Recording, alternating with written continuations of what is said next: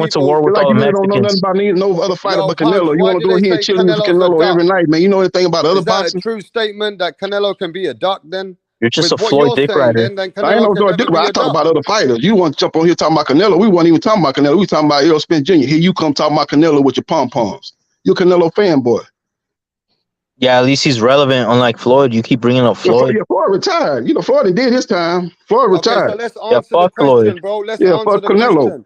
Fuck Yo, you. Punch, I want to ask this Fuck you question too, to bitch. JB. I Fuck want to you answer too, this nigga. You know question to no shit about TBS. boxing. I want to answer this question to the chat. Let's have this boxing talk now. Let's have this smoke. So we saw the Manny Pacquiao's when they fought who they needed to fight because they reached such a status. We saw Floyd Mayweather reach such a status. He fought who he needed to fight when he wanted to fight who he wanted to fight. Then we've seen fighters who've reached that status that can do that. Is Canelo Alvarez one of those guys that can do that? Does he deserve the right to say that he don't want to fight Mexican fighters because he's reached such a status? Do you believe that you can say that you agree with Canelo that if he feels that way, that he's done enough to feel that way? Are you with it? Or are you not with it? That's the question. Are you with it, TBS? So I am. So it's hard to answer because it's misinterpreted, man. Like But you he just said got it to in. answer it, bruv. The man said if he feels a certain way in his heart for his Mexican people, that he don't want to beat them up because he's a cabron. You know that, right? I'm with that. I'm with that. But he's still gonna fuck up Benavides. That's the thing people No, don't but the main understand. thing is, do you understand his philosophy, his mindset, why he thinks like that? Because he's reached such a level Look, that he he don't turned want to beat pro. up no Mexicans, Yeah, bro. yes, I'm with it, rap. Because look, he turned pro So in you're with it, Mexico. yeah? Go Yeah, on. he turned pro in Mexico. So why are these people acting like, oh, he's afraid of Mexicans or he's afraid of blacks? It's all these stupid racial narratives Well, with these Punch has Canelo already haters. told you, right, that he already fought everyone around the world. He's already fought every style already. So Canelo's Yeah, not every style. He's got every style in his resume. Like he's got nothing left to prove, man. All right, so let me answer that question to someone else. Are you there, Punch? All right, I don't hear Punch. Let's go to JB Sports. JB. Yo. Okay, Punch, you there? Yeah. Did you hear the question? Yeah, I mean, I still disagree with Canelo Alvarez, but in the sense of if he's not trying to fight him, not to because he don't want to beat the Mexican fighters anymore, or he's trying, or he don't want to be the one to hold them back. But in the boxing game, you are holding them back if you don't fight them. Yeah, I understand your philosophy that he ain't gonna feed them the money and that. But do you understand his philosophy? Is that that's what I'm saying. Do you understand his thoughts that he don't think about the money, that it hurts him to put a beating on them now? Yeah, but it hurts them more if you don't fight them, because if you don't fight me, then Okay, so I understand that side as well. I'm not fed. You're not feeding me. To fight me, that's what. And if you're looking out for me, and if you want to look out for the Mexican fighters at the level that you are right now, see, now when you was in the level when you was making $1,000 or $500 and stuff on the come up, now that you could fight another Mexican fighter and give them you know, generational wealth, that's looking out for Mexican fighters. You got to fight them to help them, not fight them. That's not helping them. Okay, so that way, if you think about it, he can help him if he does fight him by giving him ultimate paydays. You understand? So that way, if you look at it, yeah. But if you look at it from his way, the way he feels about it, then it's like 50-50. Okay, Punch, didn't you say that you heard something about the fight getting made in May 4th or something like that? Yeah. Oh, I don't know if y'all talking about Benavides and Canelo. I thought it was just the general question of Canelo Alvarez not fighting Mexican fighters. Now, I want to know this, though. If it was another Mexican coming out of Mexico, like another fighter that did deserve the opportunity, would fans feel a certain way? Or do you think they'll agree with Canelo Alvarez? But let's ask JB. JB, what do you think? Canelo's reached the status, like Mayweather wanted to fight a lot of different kind of fighters, and then he only wanted to fight black fighters right at the end, and that was the one which lost. And Berto wasn't the one that they wanted him to fight anyway. But he did fight some black, really good fighters, so he fought everyone around the world. But Mayweather did choose a lot of Latino fighters And a lot of people were saying to him, why don't you fight some African-American fighters? Why don't you fight some, some of the brothers out there in America? Then he did, at the end, fought Berto as his retirement fight. Then he came with Conor McGregor. That was his main after that. What do you think? Does Canelo Alvarez deserve that treatment? Yeah, he can pick and choose who he gonna fight, man. He one of the biggest names in boxing. Obviously, this 3-fight deal with the PBC, he gonna be working in concert with Al Heyman, and they'll come to a decision. But ultimately, I think it's gonna be up to Canelo who he fights. It's gonna be up to Al Heyman to put the fight together. So, I think he's at the point of his career. He's definitely going to the Hall of Fame, and he's at the point of his career where he's beat a lot of the top names in boxing. So it's just that a lot of people want to see that fight with Benavidez, man. That's really one of the biggest fights to be made in the sport of boxing. But if he don't ever fight Benavidez, I wouldn't look at it as any kind of stain on his career. I still look at him as a Hall of Fame fighter. About it the same way that Punch said? When they were saying to Mayweather, why you not fighting black brothers out there to give him some money and some food, bro? And like Punch is saying, don't you think that Canelo should be saying as like the other way as well? Like, no, why not fight Mexican brothers to give them some big give them a good payday. They got family to feed. I got you. You didn't, but you don't feel that. So look at the example of Shakur and Haney, right? Haney for Camboso, but he's willing to take whatever just to fight Camboso. We all know that Lomachenko didn't take no 25% because it was Haney 4 million and Lomachenko 3 million, so there was no 25%. But when it comes to Shakur Stevenson, now you want to give him the 25%. But y'all boys and y'all the same race. Why low ball Shakur Stevenson when you wouldn't low ball Lomachenko? Yeah, I don't think he really want to fight Shakur, really. I just think that was just an offer to throw out there because he's feeling a lot of heat. A lot of people saying, man, Shakur's that guy at 135. You need to fight him. Y'all both with top rank. You beat Loma, that's a fight to be made. He knew he was going up to 140, but he needed to throw that offer out there and knew the offer that he knew Shakur was going to accept. And then he can go up to 140 and say, okay, I've tried to make the fight. He didn't want to take the 25%. So that was just an offer just to make it look like he wanted to make the fight, but in all actuality, it wasn't no real serious offer. He was going to 140 after the Loma fight. Everybody know this. So I think that was just what they call a dog and pony show. That contract was not legitimate. It wasn't. It was sent knowing that the other side was not going to accept it.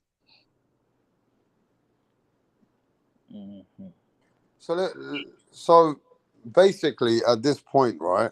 If Canelo Alvarez, let's say, next fight is Jamal, would you be disappointed? Because Jamal said, fuck everyone else, I'm the next fight. He already said that on his Instagram. He said, motherfuckers are stupid or what? I'm taking this fight next. Yeah, he said that about a month ago, didn't he? A while back. Yeah. So if Jamal is the next fight, you good with it? You like that fight? No, if there's Jamal got to get a fight in. He can't come out for 2.5 year inactivity and fight Canelo. That's no.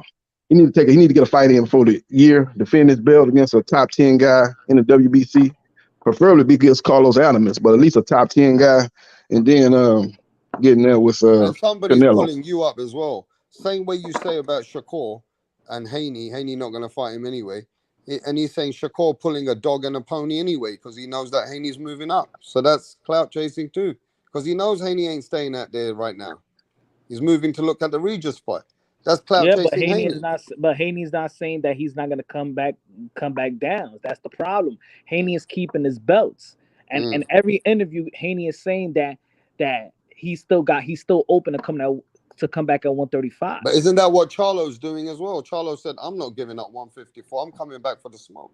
Exactly. Yeah, so Charlo I can't thing. agree with the comment that Shakur knows that he's going up, and that's the only nah. Well, if Haney says I'm going to stay at 140 and vacates all the belts, that's when you know he's not going to come back. He really was struggling to make 135 though. He's been struggling to make 135 for the last several fights. So I don't think he's going back. If he fight Regis, I don't think he's coming back to 135. Let me get with this super chat, JB. Rider of the Storm with the super chat. Any fan who doesn't want to see Canelo versus La Bandera, Roja, are just a bunch of Canelo cheerleaders. Benavidez in May 2024, and then Bud in September 2024. Wow.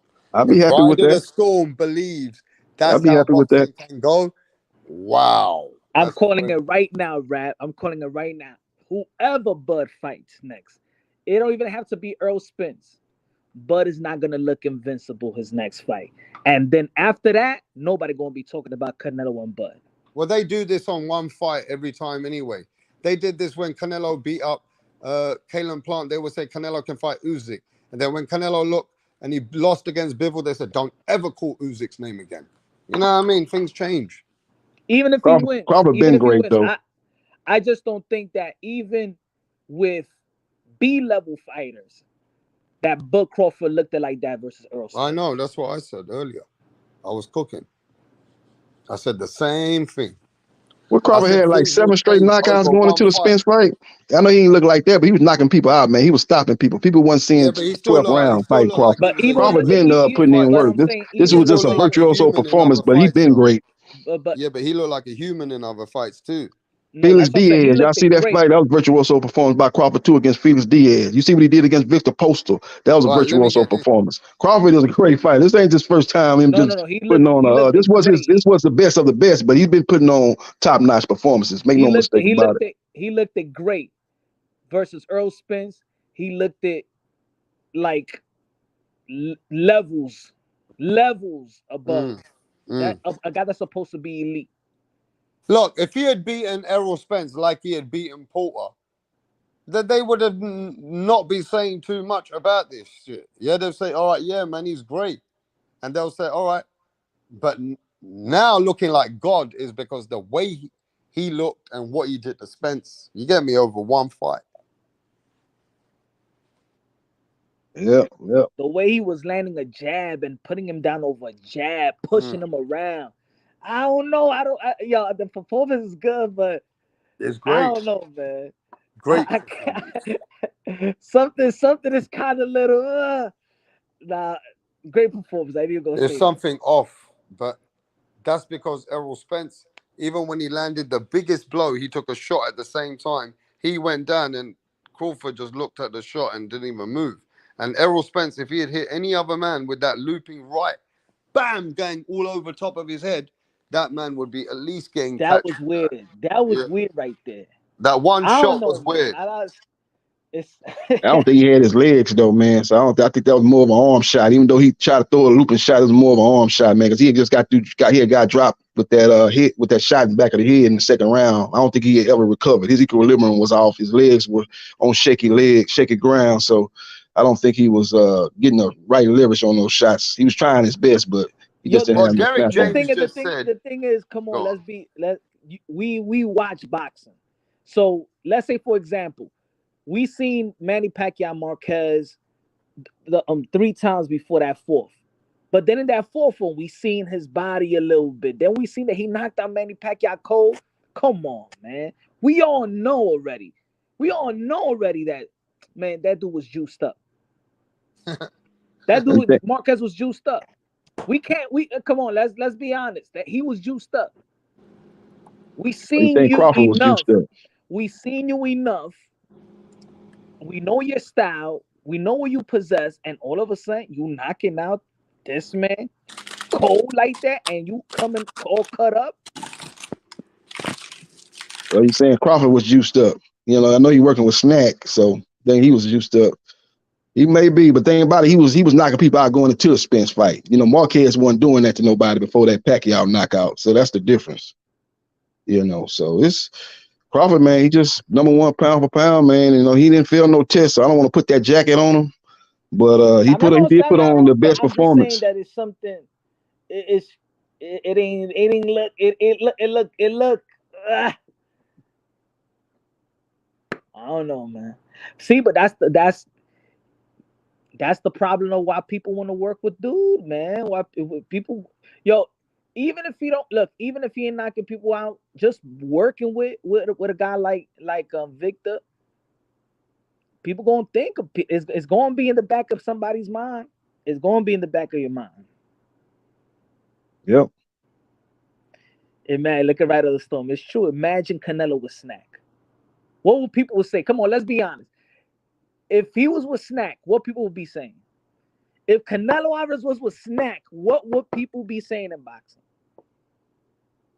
Oh yeah, he'd be saying stuff. Then he failed a drug test before. A lot of people say, well, his name been cleared since, but it's a history of him and PEDs. So oh yeah, they'll really go in on Canelo if he was with Snack. So yeah. Yeah. So we'll see, man. We'll see what he. Isn't that dude that's working with Benavidez also a steroid dude that used to supply steroids? Isn't David Benavidez with what's his name, Ariza, as well? Ariza? You talking the guy who used to work with Pacquiao? Don't they used to work with Marquez? Oh, okay, Ariza. I'm thinking about another Ariza. I don't know. What's his name? The one that used to work with Marquez. The one that he supplied steroids before. He's working with David Benavidez now. Oh, okay. Yeah. And don't forget, Alex Ariza helped Manny Pacquiao back in the day, and also Amir Khan, and then certain things went a bit funny for him. So think about it. Those guys got rid of Alex Ariza before the heat came on them. So think about it, Rap. You got David Benavidez with Alex Ariza. You got Demis Andre, Victor Conte, Snack. Who wins the battle? Who wins?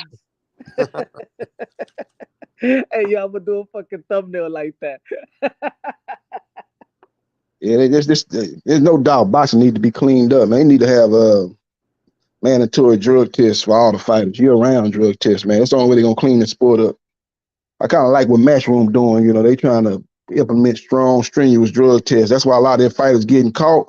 They're getting blamed. Oh, another Matchroom boxer popping dirty. Oh, but they need to understand that they testing more than a lot of these other fighters. I mean, a lot of these other promotional companies. So I think they need to take heed of what Matchroom doing and implement the drug tests. I know it costs a lot of money, but they need to do that if they want to clean up the sport.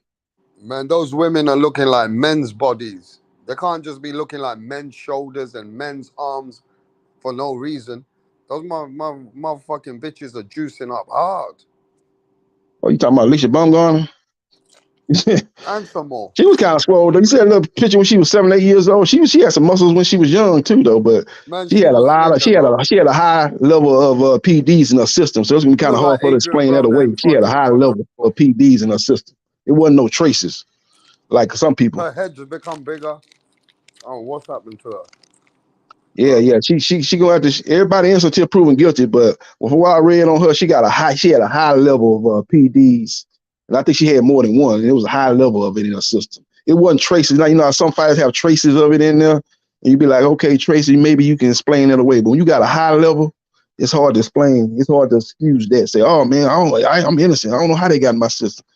Nah, that's too much. That's too high of a level in your system for you to just not know what's going on and try to say that it was an innocent mistake or you innocent. So... yeah, they got to clean this sport up, man. They need to really come with this drug testing. They need to make it a situation where all fighters have to be drug tested year round. Not just when they're about to have a fight, year round. What penalties do they need to put on there so other athletes get scared? Because right now they're too lenient. They're not doing shit. What should they do so that the boxing athletes around the world get scared to use enhanced drugs? Well, Judge Zora say it should be 10 years. If you get caught, I don't know if it should be that severe, but it should definitely be more than 6 months or a year like they've been giving people. But you gotta remember this: if they do this to 1 or 2 people, the rest of the people will become scared. Yeah. That's what you gotta do. You gotta make it a deterrent for other people. You almost got to make the example of somebody. So the other people see, oh, okay, I ain't gonna do that. I see such and such did got 10 years. I ain't gonna take that chance. Yeah, you might have a good point on that, Rap Star. Yeah, make it severe. If the next person get caught, I'm gonna be like, so look here, I'm gonna have to make an example out of you. I know you gonna be looking like, damn, I got 10 years. The other person got a year, but I gotta make an example out of you. So these other people can act right. I'm gonna hit you with a 10 year, and that's gonna be, and that'll like you said, that'll scare off a lot of fighters from taking that chance. Because right now, the penalty is not enough to sway people from taking that chance. So you get in 6 months to a year, you'll take that chance of getting caught.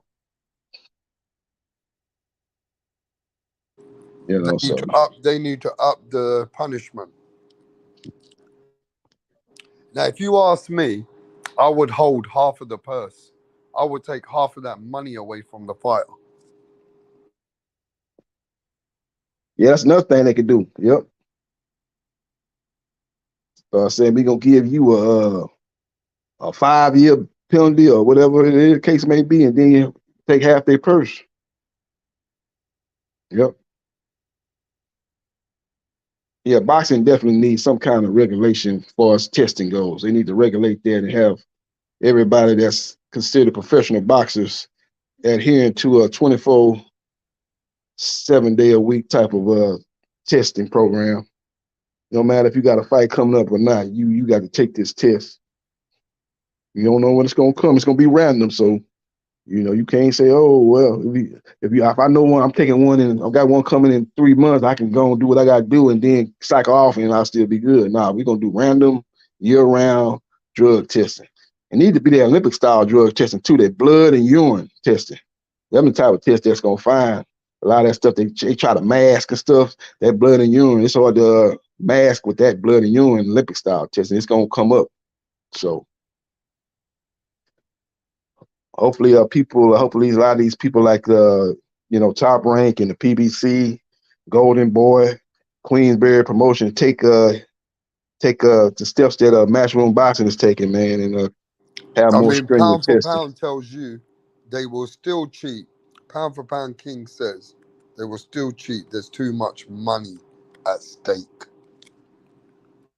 Yeah, pound for pound got a point because, like I said, the chemist's gonna always be ahead of the testing. The chemists are always gonna come out with something that's not on the ban list, and they're gonna have to constantly update those ban lists too, because again, the chemists are always gonna be ahead of the testing. So they got you can't be updating the list every year. It's got to be maybe every 6 months at least at the bare minimum, or maybe even every 3 months, but at least every 6 months you update the testing and find out some new stuff that came out. You put that on the ban list, and constantly you always gonna be chasing the chemists, but you can do it a little bit better. Right now, the chemists way ahead of the testing. That's why a lot of these fighters haven't been caught yet. Got ya. Yep. So you feel like, how do you feel about Canelo Alvarez's fight coming up with Jermell Charlo? Can you break down the fight what you think is going to transpire from round one, or from what you feel this fight is going to look like? I think Canelo gonna win the fight. I'm pulling for Jamal. Jamal from my neck of the woods, H-Town, but I'm not a fanboy. I call it like I see it. I call it based on who I think gonna win the fight. I just think Canelo gonna beat Jamal Charlo. And I would give Crawford a better chance against Canelo than I do against Jermell, because I think even if they was at the same weight, if they was like the same size, I still think Canelo is a better overall fighter than Jamal. That's the problem. Now you put that on top of the fact that Jermell got to move up, and he fighting Canelo at a weight that he's comfortable at. I really don't see a way that Jermell gonna win the fight, actually, unless Canelo has slipped. Now we have seen some slippage in Canelo in his last couple of fights. Triple G fight, the John Ryder fight, even the Bivol fight. We've seen some little slippage. He's not the same fighter, but he's still better than 95, 96% of the fighters out there in boxing, especially in the 168 division. He's still the top guy at 168. He's still a top 10 pound for pound fighter. So I just think that Charlo get hit a lot. Castano was touching him. Harrison was touching him in the second fight. He was walking him down, and Harrison is a boxer. He's a pure boxer. He was walking him down, and he outboxed him in the first fight. He was touching him with the jab, the 1-2 all night long. And he's a guy that gets hit a lot. I just think Canelo is going to be like a Castano, but with more power and more skill. He's going to be coming in, bringing the pressure, landing those body shots. And if Charlo got to stay off them ropes, if he on them ropes, man, he could get stopped, man. Them body shots and them shots to the elbow, shots that he was breaking down Callum Smith with, he can break down Charlo with that. And Charlo gonna have to use the jab. But to me, man, his jab is it's okay, but it's not great. It's not his brother actually got a better jab. Jamal actually got a better jab. Jamal was more focused in training. I think he probably would give Canelo a better fight than Jamil, because I think his style would give Canelo more problem than his brother Jamil. But Jamil is more dedicated, and he's fighting better competition. So you got to give him credit. He's earned this opportunity. But I just think he's gonna have to use his athleticism. Hopefully, he's gonna try to make 168. Come in about 162, 163, and try to maintain your attributes, the attributes that you have in your favor in the fight, and that is speed and athleticism. And try to basically try to get off your combination and get up out of there, man. I think he's gonna have to move around, but don't be doing that unnecessary movement, but just smart movement. Trying to turn Canelo, moving around, jab, right hand, jump in with the combination, jump back out. When Canelo try to commit, try to get out of range, stuff like that. He's going to have to fight a fight that I have never really seen him fight before. He's going to have to fight a very smart, strategic fight. Jump inside, outside, mid-range fight, throwing combinations, turning Canelo, staying out of range, staying off the ropes, and look, just in the second half, you got to hope that Canelo, who you thought he had turned the corner on his stamina issues, that when he was beating Billy Joe Saunders and Callum Smith and Yildirim and all them guys, he wasn't showing signs of stamina issues in the second half of the fight. But early on in his career, he was having that problem, and he seems to been showing little signs of that in his last couple of fights. He slowed down against Triple G in the third fight, and he slowed down against John Ryder, and he also obviously slowed down against Bivol. Bivol took over in the second half of that fight. So Jamil got to hope that pattern happens again in this fight, and he kind of try to take over in the second half of the fight against a guy that's slowing down a little bit, and especially in the second half of fights. That's his best way to win. I don't see it. I think Canelo is the guy that's much more competent at 168, and I just think he's actually a better overall fighter than Jamil Charlo. Even if them guys were fighting at the same weight, consistently being at the same weight fighting against each other, I still would favor Canelo. So I'm damn sure ain't gonna favor Jamil coming up in weight fighting Canelo. So I like Canelo to win the fight. Maybe late stoppage or definitely this unanimous decision. So if that's how you feel? Yeah, I think Canelo gonna win the fight, man. I like Charlo, man, but I don't think he got the tools to beat Canelo, man. Unless Canelo really slip, I don't see him beating up Canelo. So what about, if that's how you feel about him, then you definitely don't think the older brother beats him anyway, Canelo. You think Jamal has less of a chance at this point than Jamel, don't you? Yeah, because of inactivity. His problem is inactivity. He just ain't been fighting. He ain't been fighting. He got a lot of issues going on outside the ring. I actually think his style will give Canelo more power. He actually has a real good jab. He got a good jab at 1-2. He's got one of the best jabs in boxing, actually, Jamal. So I think he would probably give Canelo more problems, but he ain't fighting. He ain't fought in 2 years. Been very inactive. And his last fight, he didn't look that great. So he's not gonna beat Canelo for coming off a 2.5 year layoff.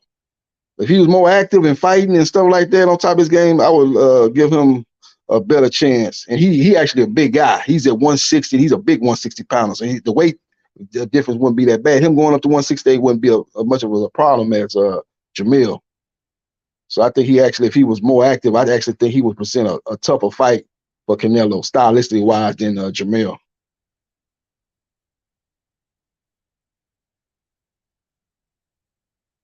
So it's what do you think about that, Mastermind? Jamil Charlo. You gonna win? Yeah. Break it down.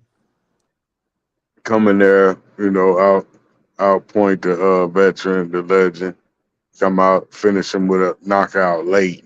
10th level. Wait. Jamel Charlo is gonna knock out Canelo Alvarez. Is that what you're saying? Yeah, stoppage. What round? What rounds? About 10, 11. 10,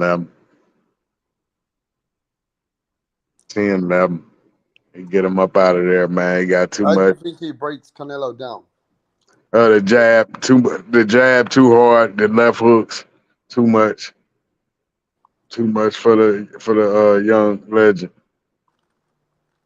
He coming in there, man. Too much boxing IQ. Got the defense. Best trainer.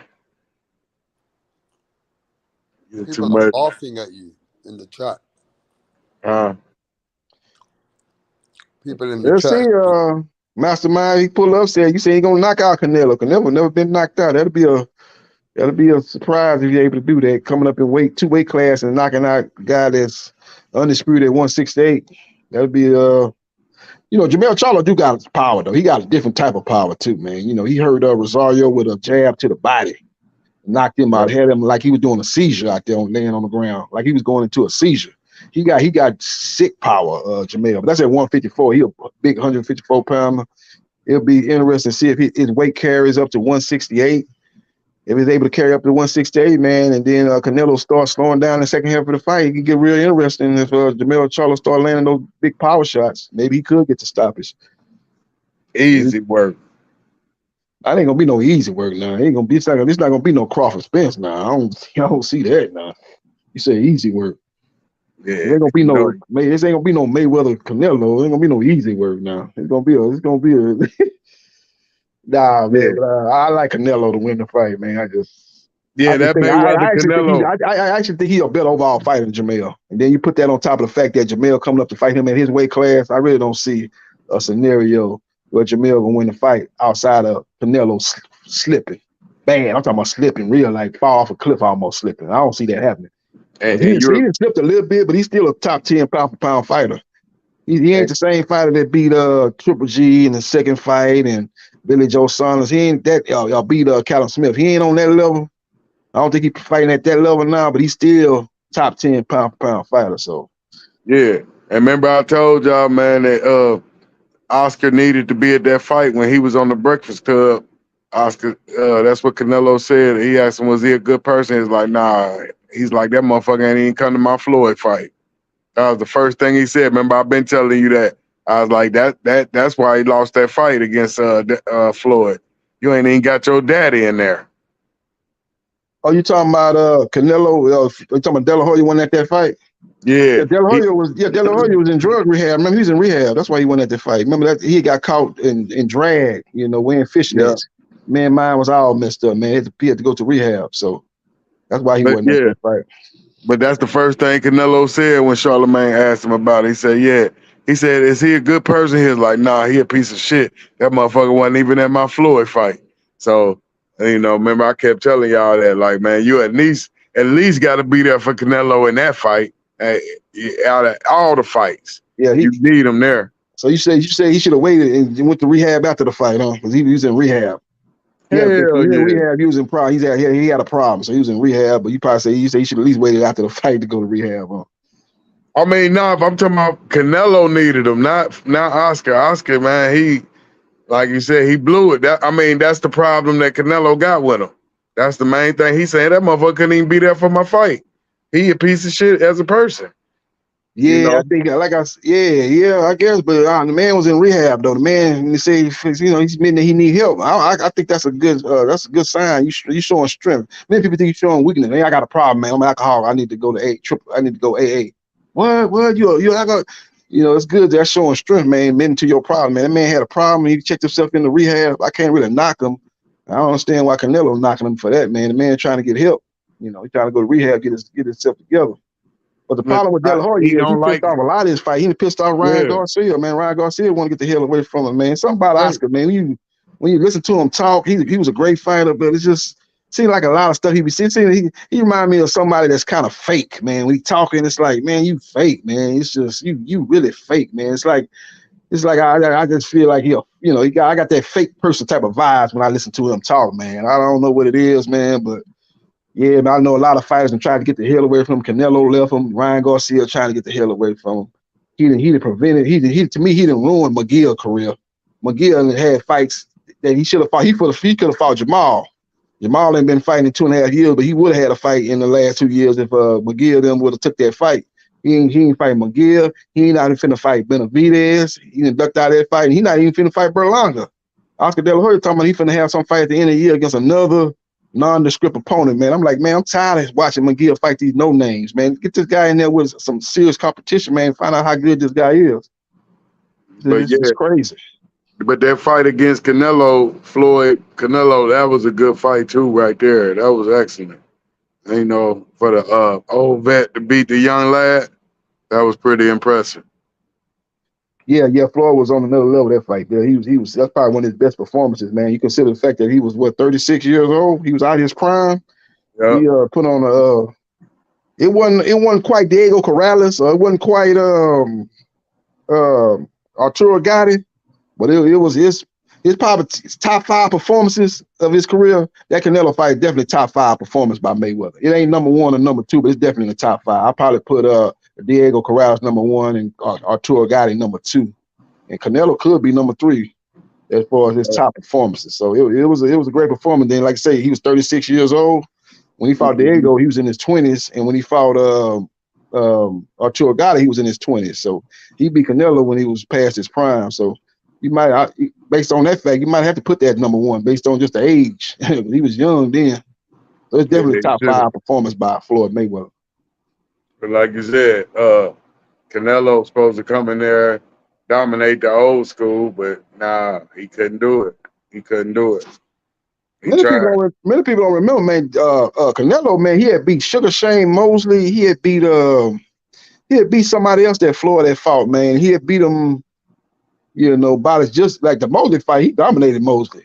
He beat Mosley probably just as bad as Mayweather beat Mosley, maybe even more worse, just at least just as bad. So he's coming into that fight. A lot of people thought Canelo was gonna beat Mayweather. But he had some good wins coming into that fight, man. But he just showed that he wasn't on Mayweather level, man. Mayweather was able to get that respect early because Canelo thought he was gonna be able to come in there and overpower a smaller guy, but Mayweather was hitting him with them 1-2s. And kept him with them lead right hands. You with weak leadership.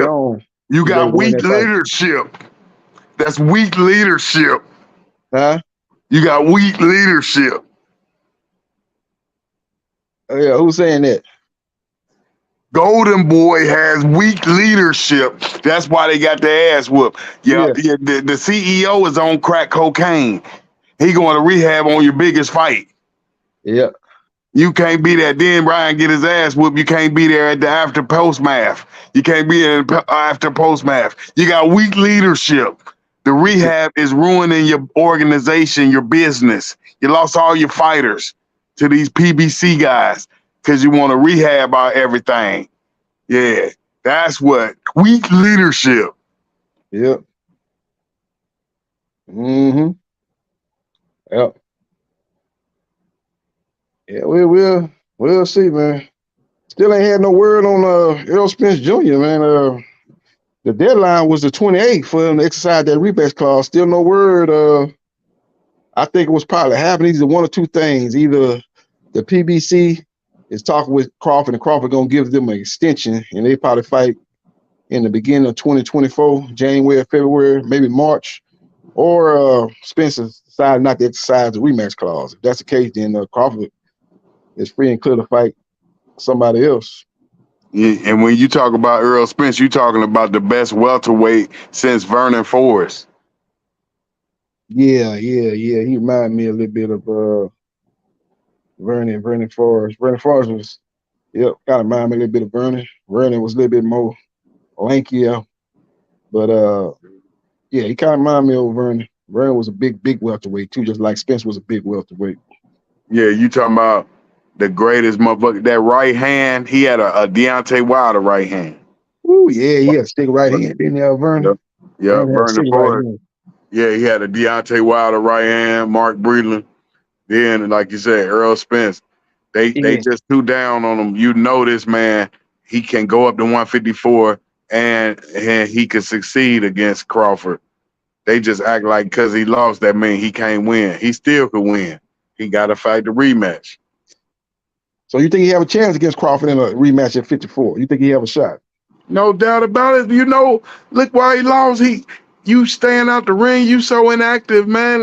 Like you said, that's why you're losing. You got to be active in these rings. Yep. You got to be active. Yeah, man. You can't fight no top guy coming off a year plus layoff. Never fight a top guy. You need to fight a B-level, C-level guy when you're coming off a year layoff. He had been out the ring 16 months. Yep. So he had rustiness that hurt him, and then he had the weight drain because you out the ring, you really pressing your luck at 147 after the Ugas fight, but then you're gonna take 16 months in between fighting, and you still trying to make 147. So that what killed inactivity hurt him as far as making him weight drain and rustiness. It hurt him two ways. All that time off. That's why Terrence Crawford is a high boxing IQ. He fought Avenese, and that was all the stay busy time Earl needed. He needed Avenese. He needed to fight an Avenese type dude, didn't he? He needed to stay busy fight. Yeah, Crawford smart. He got that Avenesian fight in because he knew he wouldn't want to fight Spence because he had a long layoff before the Avenesian fight. He had fought since he fought Porter, and that was like over a year and a half ago. So he knew, like, nah, I don't want to fight no Spence off no year plus layoff. I probably might can still beat him, but I don't want to chance it. So I'm gonna get a fight in, and he's able to get that fight in, knock the rustiness off. Then he's able to get back to training camp in rhythm, and he came into that Spence fight with a big advantage, being a more guy that's been more active recently. Yeah, like you said, he come in, fight him in December, then he could pull off the upset, or maybe even one of them close fights. But that's what they got to realize. Once he took the fight, he had to lose all that weight, so he couldn't perform. And Crawford knew it. Like, oh, that motherfucker ain't even been busy. I'm about to catch him while he sleep. Yep. Yeah. So now you won't be surprised if he comfortable at 154 and he put on a way better performance and might come up with the upset. Yeah, you never know.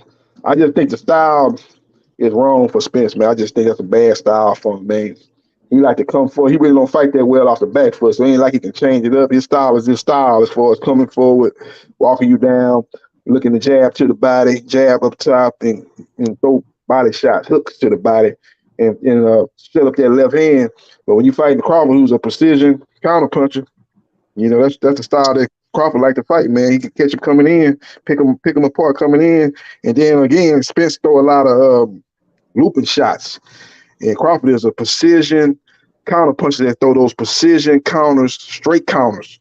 So that's just gonna be a recipe for disaster for Spence, man. I just think the style matchup is bad for Spence, man. I think he can fight a better fight because he's gonna be a little bit stronger.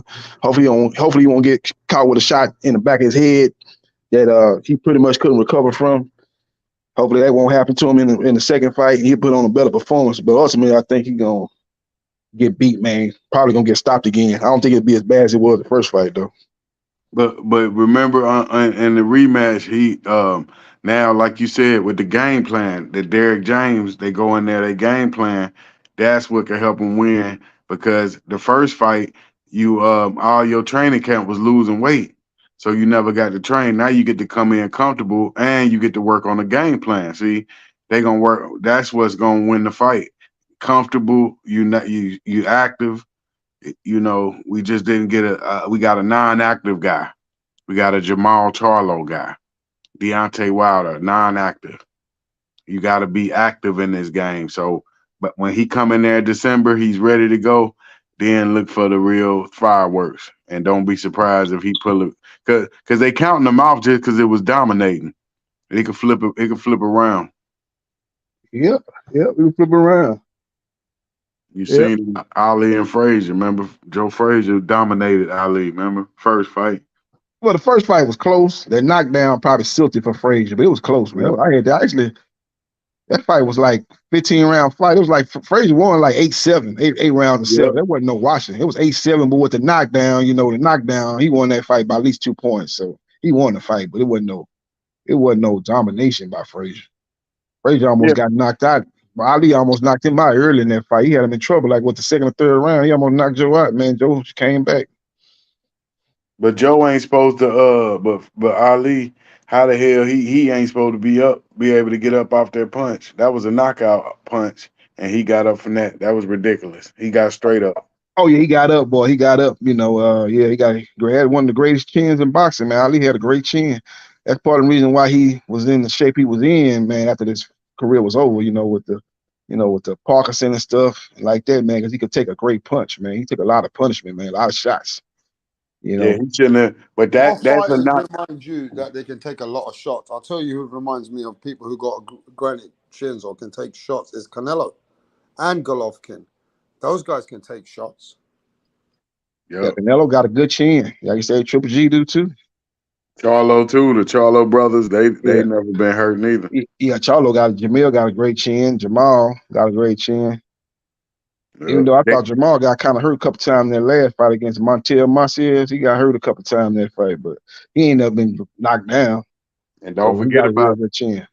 Danny Garcia, great chin. Yeah, oh yeah, Danny got a great chin.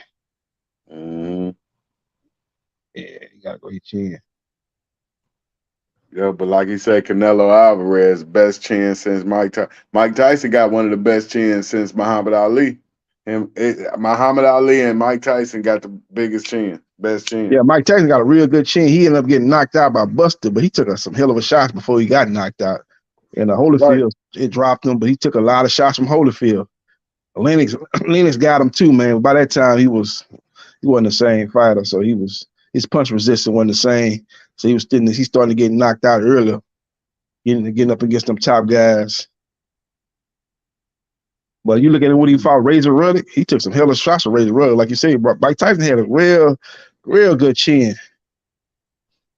It just kind of faded at the end. The chin started, punch resistance faded. Speaking of Danny Garcia, man, he was supposed to fight Lara for the WBA middleweight title, the regular WBA middleweight title at 155, but that fight got pulled because Danny Garcia, them guys want too much money, man. They starting to scale back that money, man, they paying, man. You notice the Showtime, they not putting on a lot of fights. They putting on a lot of pay-per-view fights, but a lot of these Showtime fights are just up-and-coming fighters fighting on their Showtime fights. You're not getting I think the last good fight we had on Showtime was Charlo versus Castano. That was a year and a half ago, or whatever the case, a year and a half ago. So Showtime, I think they kind of changed their format up, man. They're not putting a lot of, I don't know because of the budget, but I guess they're not putting a lot of their better fights on Showtime. They're putting a lot of their younger fighters that ain't gonna ask for the money that Thurman gonna want or Danny Garcia gonna want. So they gotta throw them guys on pay-per-view, either on the main event or put them on the undercard. A lot of them pay-per-view fights. That's why that Canelo Charlo, they got a strong card. They got Lubin versus Jesus Ramos. That would be a Showtime fight, but they throwing it on Charlo versus Canelo. Ugas versus Barrios. That would be a Showtime championship boxing fight. They throwing that on the undercard of Canelo versus Charlo. So I think that's what the PPC doing. They say, okay, you want all this money? Well, you're gonna have to earn this money. We're gonna put you on pay-per-view, you do good numbers, everybody on this card gonna get a percentage of the pay-per-view. We're gonna get a nice kickback from this fight based on the numbers. So I think that's what they're doing now. But these guys asking for so much money. Ugas made a lot of money versus Spence, so he don't want to go back and start making what he was making when he was fighting Figueroa and people like that. So they're like, okay, we're gonna throw you on pay-per-view then. We can't put you on Showtime, man. Showtime can't afford you. So that's what's happening. That's why you ain't seen Thurman come back. Thurman asking for too much money. Everybody wondering why Thurman ain't coming back. And then when his last fight on pay-per-view against Barrios didn't do no great numbers. So he either gonna have to fight on somebody undercard, or he gonna have to main event a pay-per-view, or maybe do like maybe put him against Boots and Danny Garcia versus Arizona Lara, kind of do like a joint main event card where both of them fights be kind of like co-main event fights. You just got to find out who's gonna come on last and do that type of stuff, man. But Thurman thinking he gonna make what he made against Pacquiao and all that fighting, Stayonis and all these people. Man, no, you ain't gonna make that type of money. We ain't paying you that type of money.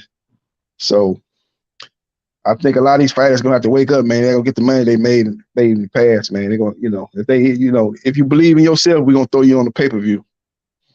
And if you do the numbers, then you're gonna get paid. But we're not just gonna we're not just gonna give you this upfront money based on what you did in the past. Yeah, you talking about they cashing out right now. Charlo, Canelo, all of them cashing out. Devin Haney and Shakur, they not cashing out yet. Yeah. Devin going the hard way. T.O. going the hard way. They going after Regis. That's a hard fight. Regis knocked people out cold. Yeah, but will Haney be on the pay-per-view? See, Haney last fight against Lomachenko was on the pay-per-view. Now he go fight Devin Haney. Fight Regis Prograis. That really ain't no pay-per-view fight. That fight probably gonna be on regular on the zone. So I think that's the reason why that fight having a hard time getting made, because Haney made some good money against Lomachenko and against Kambosos. He said he didn't get paid well against Kambosos. He got paid good against Kambosos. So he don't want to be coming back fighting, taking the money that he fought, fighting those lower level fights. And then last time he was on the zone, he was making good money. So I think that's one of the reasons why they having a hard time getting that fight done. Because Regis, you got to pay him his money. He the champion. He just signed I think a 2 or 3 fight deal with Matchroom. So you got to pay him a certain amount of money. Then Devin Haney, being undisputed, coming off a successful pay-per-view, want good money. So you already know that's going yeah, ain't no excuse for Errol Spence. It's just, look, we telling y'all don't take all that time off. You got to stay busy. That's crazy. Yep. Yeah, that's part of boxing. Now you can't. Now if he win, that's different. But you lost and you took all the time off. Like if Wilder could beat AJ after he took all that time off, that's impressive.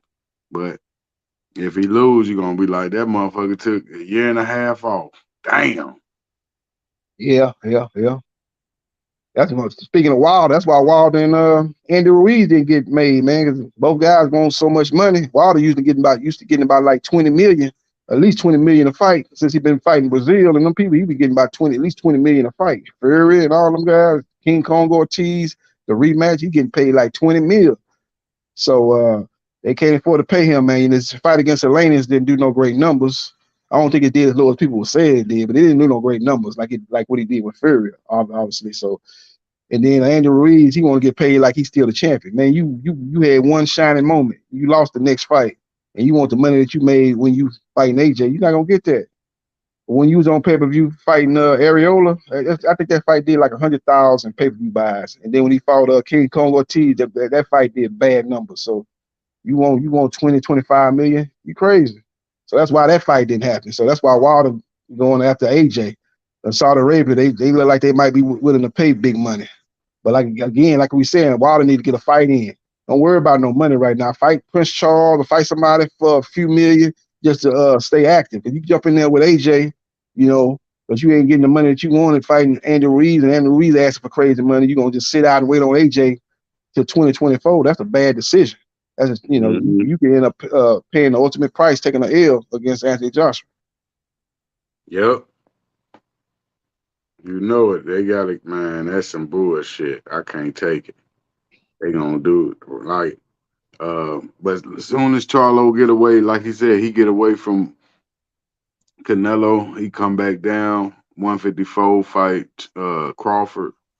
You know what I mean? That's the best way. He need to tell Crawford to come up to 168, man. If he win that belt at 168, he need to tell Crawford to come up at 168. Why would he go down to 154 and lose that weight, cut that weight, end up being weak? If you champion at 168, leave him, drop them 154 belts. You won dispute at 168. Stay at 168. Tell Crawford to come up to 168.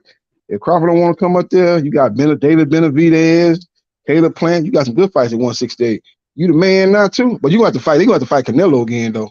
Canelo got a rematch clause, so he got to fight Canelo again unless Canelo don't want it. But I tell Crawford to come up to 168. If I'm still the champion, I'll tell him to come to 168. That's not his weight division. He just doing that for Canelo. That's not his weight division. Yeah, but once he become undisputed, he undisputed at 168. But he gonna go back down to 154. Yeah, that's where it's at. That's where don't do like Roy Jones did. Yep. Roy Jones was champion of heavyweight, cut the weight, moved down and fought tough at 175, cut all that muscle. And beat him. And he beat him. And he beat him, but he did not look good. A lot of people thought he lost that fight. A lot of people thought he got a gift decision. He pulled it out. Move. Roy Jones never looked the same. He never looked the same after that, though. He never looked like the same fighter after he came back down in weight. He never looked the same. He started getting knocked out. Tarver knocked him out in the rematch. Glenn Johnson knocked him out. He did not look the same after coming back down. No, that was his final fight. No, the fight when he beat Tarver, that's it. That's 50-0. Remember, he retired right there. Roy Jones? That was 49-1. Officially, he had the 1 disqualification. So he kept fighting after that, though. You saying he retired after the first Tarver fight? No, I'm saying that's how you do it. You had a tough fight, you retire. You don't keep fighting past the tough fight. That's where he went wrong. Well, we He saying went, that not because you see yeah. the results, but bottom line is he cut weight and he wasn't never the same fighter. Why would Jamel Charlo ain't finna retire no time soon either? So I don't know why you saying he gonna fight Crawford and then retire. I don't think he gonna retire no time. He don't look like nobody that's finna retire anytime soon. So, like I said, I wouldn't go back down to 154. That's No, bad business. Crawford the one about to retire, not Charlo. Crawford. Yeah, that's the let him go and retire. I'm talking about Charlo. If I'm representing Charlo, I'm gonna tell him don't go back down on 154. If I'm advising him, don't go back down on 154. You know, Yeah, he you stay wants at that 168, you 147. defend them belts. Or maybe go back down to 160. You feel that, hey man, this weight was a little bit tough. I was able to get the win over Canelo. Canelo don't want to rematch. I'm gonna go down to 160, but do not go back down those 2 weight classes. That'd be bad business. Couldn't cut that weight up. But he was a big 100. I think one of the reasons why he was kind of being in them tough fights with Castano and Tony Harrison, because I think he was having a hard time making 154. He was making it because he a dedicated athlete, but he probably was having struggle making 154. So he need to leave 154 alone, man. 154 need to be in his rearview mirror. No, that's he is the best 154 pounder on the planet. Yeah, So but if he become the best 168 pounder on the planet, stay at 168. You got fights with Benavidez, Caleb Plant. You got some good fights up there. No, but Roy Jones showed you can do it. You can come down and beat the number one guy, the young guy. So he came down. That's what made him history. That's what you overlooking. That made You keep history. looking at the fact, but he was never the same. Do you understand that he was never the same fighter? So that was ultimately a bad decision to go up there. He got the win, controversial as it was. He got the win, but then he got knocked out in the rematch. It was a bad. He never was the same after he beat Ruiz and moved back down. Ultimately, it was a bad decision. He should have stayed at heavyweight. You had big money fights with Holyfield and Mike Tyson. Why the hell you moving down there fighting a guy nobody know nothing about in Tarver? Ain't nobody know Tarver.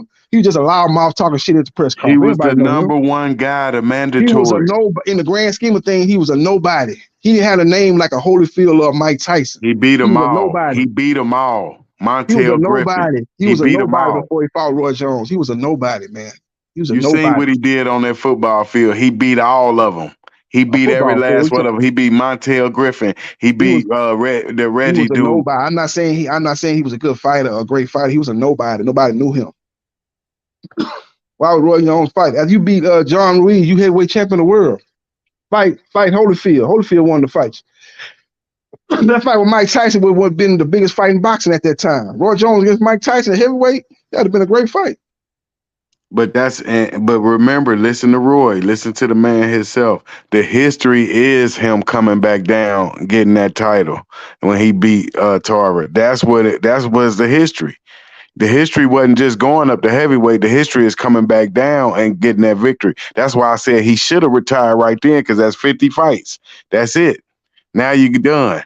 You only got one fake loss, but he retired on a hard fight. That's what I'm trying to tell you. He was at the age where you can retire. He was like 36, 37. So I'm telling you that it wasn't no need to keep fighting. He kept fighting because he fought too long. You quit right there with the victory over Tarver, and you the greatest fighter of all time, 50 fights. He looked bad against Tarver in that first fight. He looked bad. He might have won that fight, but he looked bad in that fight. Yeah, he pulled it out. Like you said, he barely pulled it out. And like you said, he looked bad because he had to come back down. But he still won the fight. That's the fight, the hardest fight to win.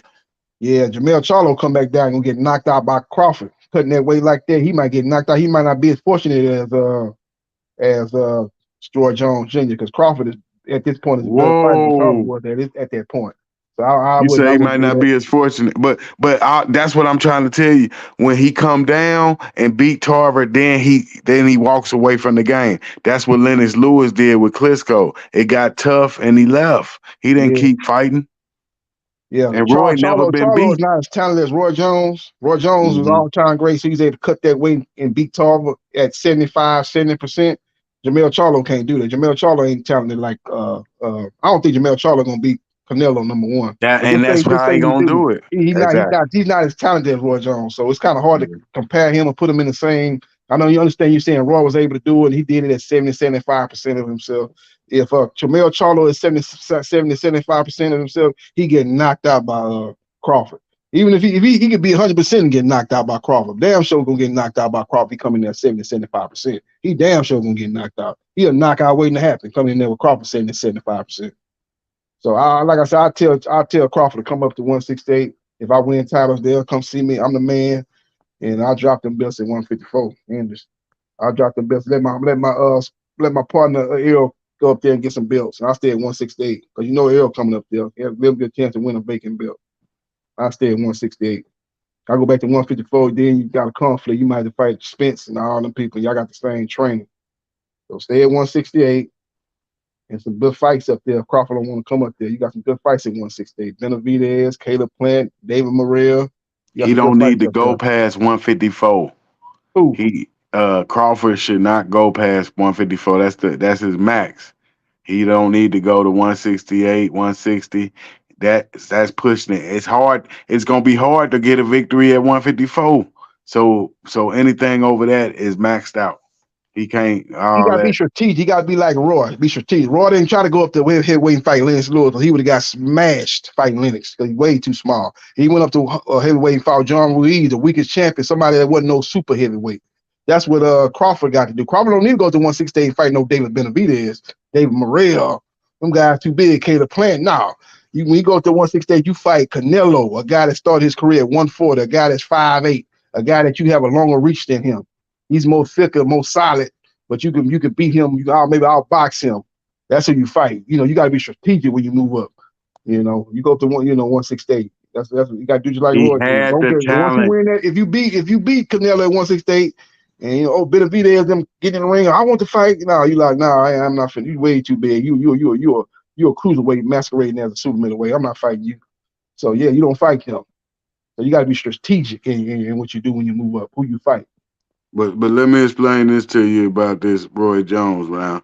Now this what Tarver meant, right? When he came back down, remember, he got to Roy so bad. He said he was talking like, "Oh, you done ran up the heavyweight." So he was that last jewel he needed to put on his belt. He was the last one. That's why I said it's really retirement time. But that's the only reason he came back. He's like, I'm gonna shut this loudmouth young dude up, and I'm gonna shut his mouth because he's saying I ran from him. He said, I don't run from nobody. So it was all he's like, I'm the best. And when he beat him, he should have walked away, but he talked him into a rematch. Bad mistake, because like you said, he looked bad. You said he looked bad. It don't matter if you look bad. That's why you retire. You the best. And you can look bad. That's what make him the greatest, coming down and beating Tarver. That's you beat the number one guy. You took a fight making less money and you was cutting weight. That's two bad situations that you did. You had you see, the thing about it is you had a better fight. You had a bigger money fight. You could have fought Holyfield. That's a bigger fight, a more high profile going after fight. The legacy. Why are you going down and cutting weight, fighting a lesser fight, and you gonna make less money? Makes no sense. Just because you run off at the mouth at the press conference, I'd have let them talk. Say, man, look here, I ain't worried about you. You won't see me come up to heavyweight. You big, tall, lanky dude. You ought to be able to come up to heavyweight. So what Tarver was 6'2", 6'3"? Bring your lanky ass up to heavyweight. I came up to heavyweight. Why you can't? I came up from 175. Bring your lanky ass up to heavyweight, and I'll sleep you. That's what I told him. He probably man, did. He ain't nobody. I'm Roy Jones. Who is you? Running off at the mouth at the press conference. Who out of them like Canelo did Andrade? And then you a horrible fight. I ain't worried about you. You can talk. They get the fuck out of my press conference. I don't need you. You need me. If you know what I'm saying, you got a boring style. You know what I'm saying? You the head honcho. You don't let no little peasant talk you into doing something stupid, cutting weight, going down not one weight class, but two weight classes. It was cruiserweight and then light heavyweight. You coming down two weight classes, and then you taking a fight against a lesser known fighter for less money. Just a bad move all the way around. Fight Holyfield, fight Tyson, then you retire. Like you say, then you retire right off in the sunset with two huge paydays making $30 million a fight. You fight this dude for about $5 million, if that. Stupid. How you know he didn't feel comfortable at heavyweight? Maybe he didn't feel good at heavyweight. That's maybe why he went back down. Yeah, he felt good enough to beat John Ruiz. I think he could have beat Holyfield when Holyfield still was a good, solid fighter. One fight at heavyweight. He beat Holyfield. One fight. But you know why he didn't fight Holyfield though? Huh? One fight proves that he did not feel good at heavyweight. That's why he only had one fight at heavyweight. He didn't feel good. That wasn't his natural weight. He felt better at light heavy. He like, man, I'm going back down after he fought Ruiz. He also didn't feel better because he came in that fight. He did not look good at all against Tarver. He looked like somebody that had cut weight and cut a lot of muscle too. He wasn't the same. He should have. Yeah. He could have beat Holyfield, man. He could have. You got to be strategic. He could have beat no Lennox Lewis. Lennox was too big, but he could have beat Holyfield. He And could fought tight. beat anybody with his talent. He could beat any opponent out there, including Mayweather, including James Toney, including Hawkins. He's a killer. He could beat any. It ain't nobody that he don't have a chance Talking against. about Roy? Yeah, I he don't got think he the would have beaten speed. Lennox. Lennox too big. He wouldn't have beaten Lennox Lewis. Lennox too big. That boy Lennox had 250 quickness. pounds, man. Roy 185, 190. And you can't land nothing on Roy. All that don't mean nothing when you can't hit. Lennox would have been sticking him with that jab. Lennox had a great jab. Lennox would have been sticking him with that jab. He probably would have been hurting him with the jab. Just off the jab, he's so much bigger than he'd been stinging him with that jab. Lennox had a great jab, piston jab. He been hitting him with that jab and then set up that right hand, bop. And he go, no matter how good Roy Jones is, at that time he was still good, but he wasn't prime Roy. You got to understand, it wasn't prime. That wasn't Roy beating Montel Griffin, beating up Pazienza. That wasn't that Roy. He was still good, but he was starting to get touched a little bit more at that point. Lennox Lewis would have talking with that right hand, he'd have knocked him out, man. Yeah, I give you that. Okay, he might be too big for Roy, but I'm gonna tell you who could beat Lennox Lewis was James Toney. Now with his defense, he ain't gonna get that right hand off on James Toney. He got the defense to nullify that right hand. Yeah, he'd beat James Toney, man. James too small too, man. James He was might get a decision, but he ain't gonna. I bet you ain't gonna stop him. He ain't gonna be able to get that right hand home on him. Yeah, he might not thought he'd have beat him though. You know, Tony would have laid on them ropes and stuff like that, trying to roll shots and stuff like that, but he wouldn't have been able to get enough off on Lennox. Lennox would have controlled it with the jab, right hand. Lennox too big for James. With Maybe that James, super he middleweight, probably might not knock James out. He might have knocked Roy out. He might have not knocked James out, maybe. yeah. He'd be too big for. But the super middleweight, that super middleweight James Toney, he would beat Lennox Lewis, the 168 version, 175 guy. What are you gonna beat him? Talk about the heavyweight. Yeah, it would, because like you said, his chin, it don't matter with size. You can't get Tony up out of there. So you got to put him at a smaller, maybe cruiserweight. But yeah, heavyweight version, he leaned on the ropes too much. But a smaller version, I think he beats Lennox Lewis 168, 175. Yeah, Lennox is 250 pounds. Yeah, Lewis like at the same weight. Yeah, James Toney was one of the most skilled fighters in boxing. He probably would outpoint him in skill fight. Yeah. They was the same weight, but they ain't the same weight. That's the problem. No, I'm talking about he coming there at 175 and Lennox coming there at 235, 240. I'm going with James Toney because of the boxing IQ. He can't get that defense off on him. No, Lennox gonna beat him too big. Lennox gonna beat James Toney too big, man. James Toney ain't got enough to hurt Lennox. Lennox gonna walk him down. And he gonna beat him with the jab, right hand. And like I said, he had a great jab. Tony ain't gonna be able to get around that jab. Jab gonna have him resetting. And I don't see it. He too big. I thought you saying that both guys at the same weight. Yeah, well, you see what James Toney did to Rockman. He beat Rockman ass, and Rockman beat Lennox. So I think Toney probably would have beat Lennox too. That's the old triangle theory. That don't mean that just like Joe Frazier beat Ali. Joe Frazier lost to George Foreman. Ali beat George Foreman. Styles make fights. That don't mean just because one thing haven't mean it's gonna happen. Lennox Lewis knocked Rockman out in the rematch. So it ain't like Lennox didn't get his get back against Rockman. Yep. That was the greatest. Mm-hmm. You talking about the greatest Rockman. James Toney, the greatest boxer ever lived. Roy, greatest boxer. So you got two best boxers fighting each other. That's why Roy couldn't get James Toney out. His defense too good. Nobody can knock him out, not even Sam Peter. Indestructible. Oh yeah. He went into the Hall of Fame. That was a great class he went into. It was James Toney, Andre Ward. I forgot who else they had. That was a great class about 2 or 3 years ago, that Hall of Fame class. I think it was the 2020, right after COVID. Maybe the 2021 Hall of Fame class. That was a great class. Yep. You never seen nothing better than that. Never. He knocked out Michael Nunn. Michael Nunn, one of the best boxers you ever seen. Yeah, that was his signature fight. That's what he arrived on the scene when he beat Michael Nunn. Michael Nunn was that next great slick fighter, hand speed and charisma. I thought he was gonna be the next great fighter to be reigning for a long time, but James Toney derailed that. Beat him in his hometown, Iowa. Yep. Beat him in his own town, Davenport, Iowa. Come on now, 40. He to come in at 36-0. Yep. Yep. This is We got a fight that possibly could be coming up. It's probably gonna end up going to first bid. We got Shakur Stevenson going against Frank Martin. The WBC ordered that fight, so that's gonna be a good fight, man. I hope that fight comes to fruition. This will be Shakur Stevenson's best opponent on his resume, and it's definitely be Frank Martin's best opponent on his resume. But I think, what people probably ain't gonna talk about, they need to talk about is Frank Martin probably got the better win of the two. His best win was against Michelle Rivera. I would say Shakur Stevenson's best win was against Oscar Valdez. So I would think Michelle Rivera probably got the better win. Oscar Valdez, he's kind of exposed last couple of fights. Got beat by Navarrete. And I like Navarrete. Navarrete's a good fighter, underrated fighter, Navarrete. And we got so it's gonna be interesting to see. Hopefully that fight come to fruition. Shakur, man, he want all the smoke, man. He was trying to fight Loma.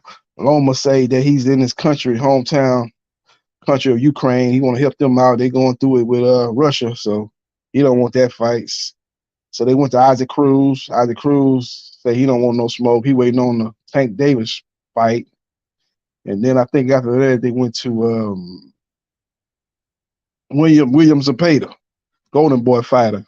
He ain't want no smoke. He got a fight coming up September 16th against Mercedes Jester, but he could have ducked out that fight because he's way more money in the Shakur fight than the Jester fight. But obviously, Golden Boy don't want that fight to happen. So the next in line is Frank Martin. Frank Martin say, "Yeah, let's make it happen. I ain't gonna duck it. I ain't gonna duck it like Cruz and Zepeda and Loma. Let's make it happen." So we could possibly get that fight next. Now, if they can't come to no agreement, they're gonna go to a purse bid September 5th. So it'll be interesting to see. I know Top Rank don't want to lose that purse bid to the PBC because Shakur is probably either one of their two best top fighters. Is Shakur and Teofimo and Fury, probably their top three fighters over there with Top Rank. So they definitely sure don't want to lose no purse bid to PBC because Frank Martin, he ain't in the top five for us. The top fighter with the PBC. You got Wilder, Tank, Errol Spence Jr., Benavidez. You got guys like that before you start thinking about Frank Martin. So I know the PBC probably would love to get that fight on Showtime, probably Showtime pay-per-view, and still one of top ranked top fighters. So I kind of hope that fight do go to purse bid, see who win that purse bid. They probably gonna be some big money put out for that purse bid because I know, like I said, Top Rank don't want to lose one of their top fighters to PBC. To be on PBC show.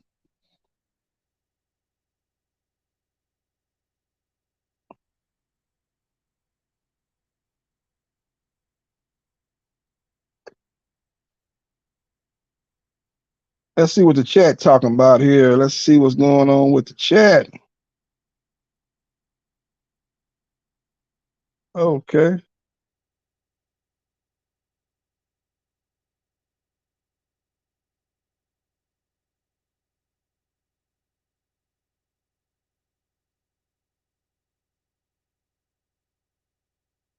Okay, well, the chat they talking about some stuff going on inside the chat. They got a little civil war going on in the chat. So let's see what else going on in the sport of boxing, man. Like I said, we got a little drought going on. There's not a lot of big fights, pretty much until probably September. We'll start getting into some decent fights, but I guess we got a decent fight this weekend. We got Liam Smith versus Chris Eubanks Jr., the rematch. Can Eubanks turn the tables? Eubanks got knocked out in shocking fashion in the first fight.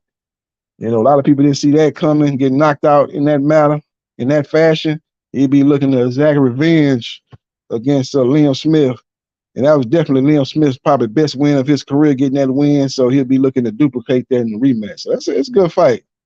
I think Eubanks probably going to be a little bit more cautious in this rematch. He's probably going to be a little bit more cautious. So Liam Smith ought to be able to get off a little bit more, actually. and take advantage of a cautious fighter and be more aggressive. So I think if when you look at the two fighters talent-wise, I think Eubanks actually got more talent than Liam Smith, but Liam Smith seems to be in a better frame of mind going into a rematch. He already knocked the guy out in the first fight. He seems to be the more consistent fighter. He seems to be more comfortable in his style of fighting compared to Eubanks. Because Eubanks has been a guy that fought in a lot of different styles throughout his career. Early on, he was a boxer. Then he was more of the come forward guy looking to land big shots. Then he changed the style back to being the boxer. He's kind of awkward too when he throw his shots, man. He's very athletic too. So I think his best style is actually a combination of the two. Don't just stick to one style, man. You can box a little bit, off the back foot and throw the 1-2 and stuff like that. And then you can bring the pressure too and look to land those awkward shots that you land. You got power. You got real good power in your right and left hand. So I think he need to be a guy that's be more of a versatile fighter. Don't just say, okay, I'm gonna fight this way and fight that way the whole fight. Oh, I'm gonna fight this way and fight this way the whole fight.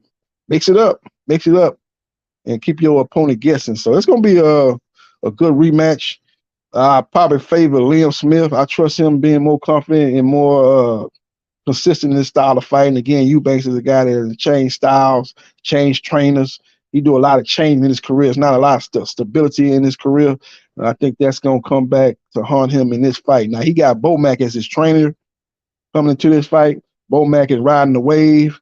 He's in the running for the trainer of the year. And if he can get this win for Eubanks Jr. this Saturday, that's another feather in his cap. And that'll be another strong statement being made as far as him being 2023 trainer of the year. So we'll see what happens and we'll see what transpires this Saturday.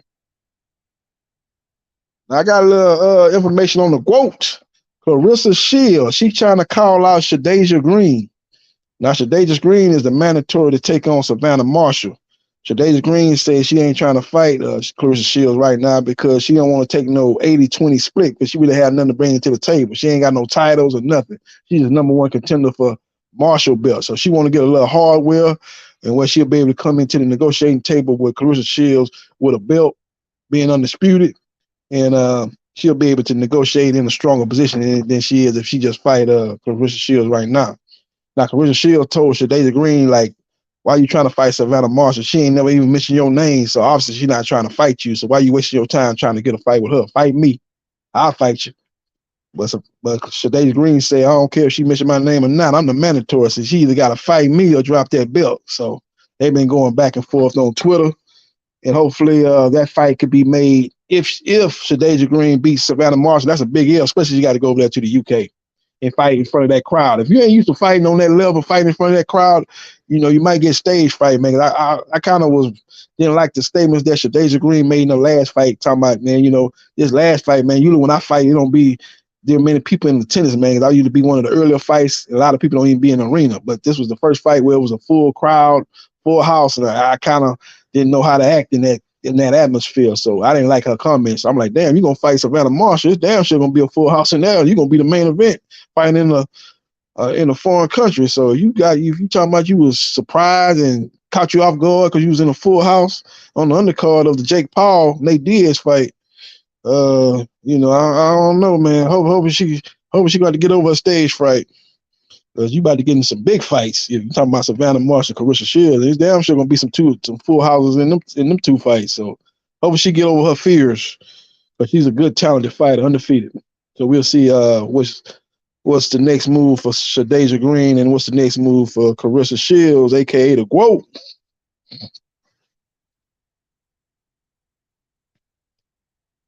Yep.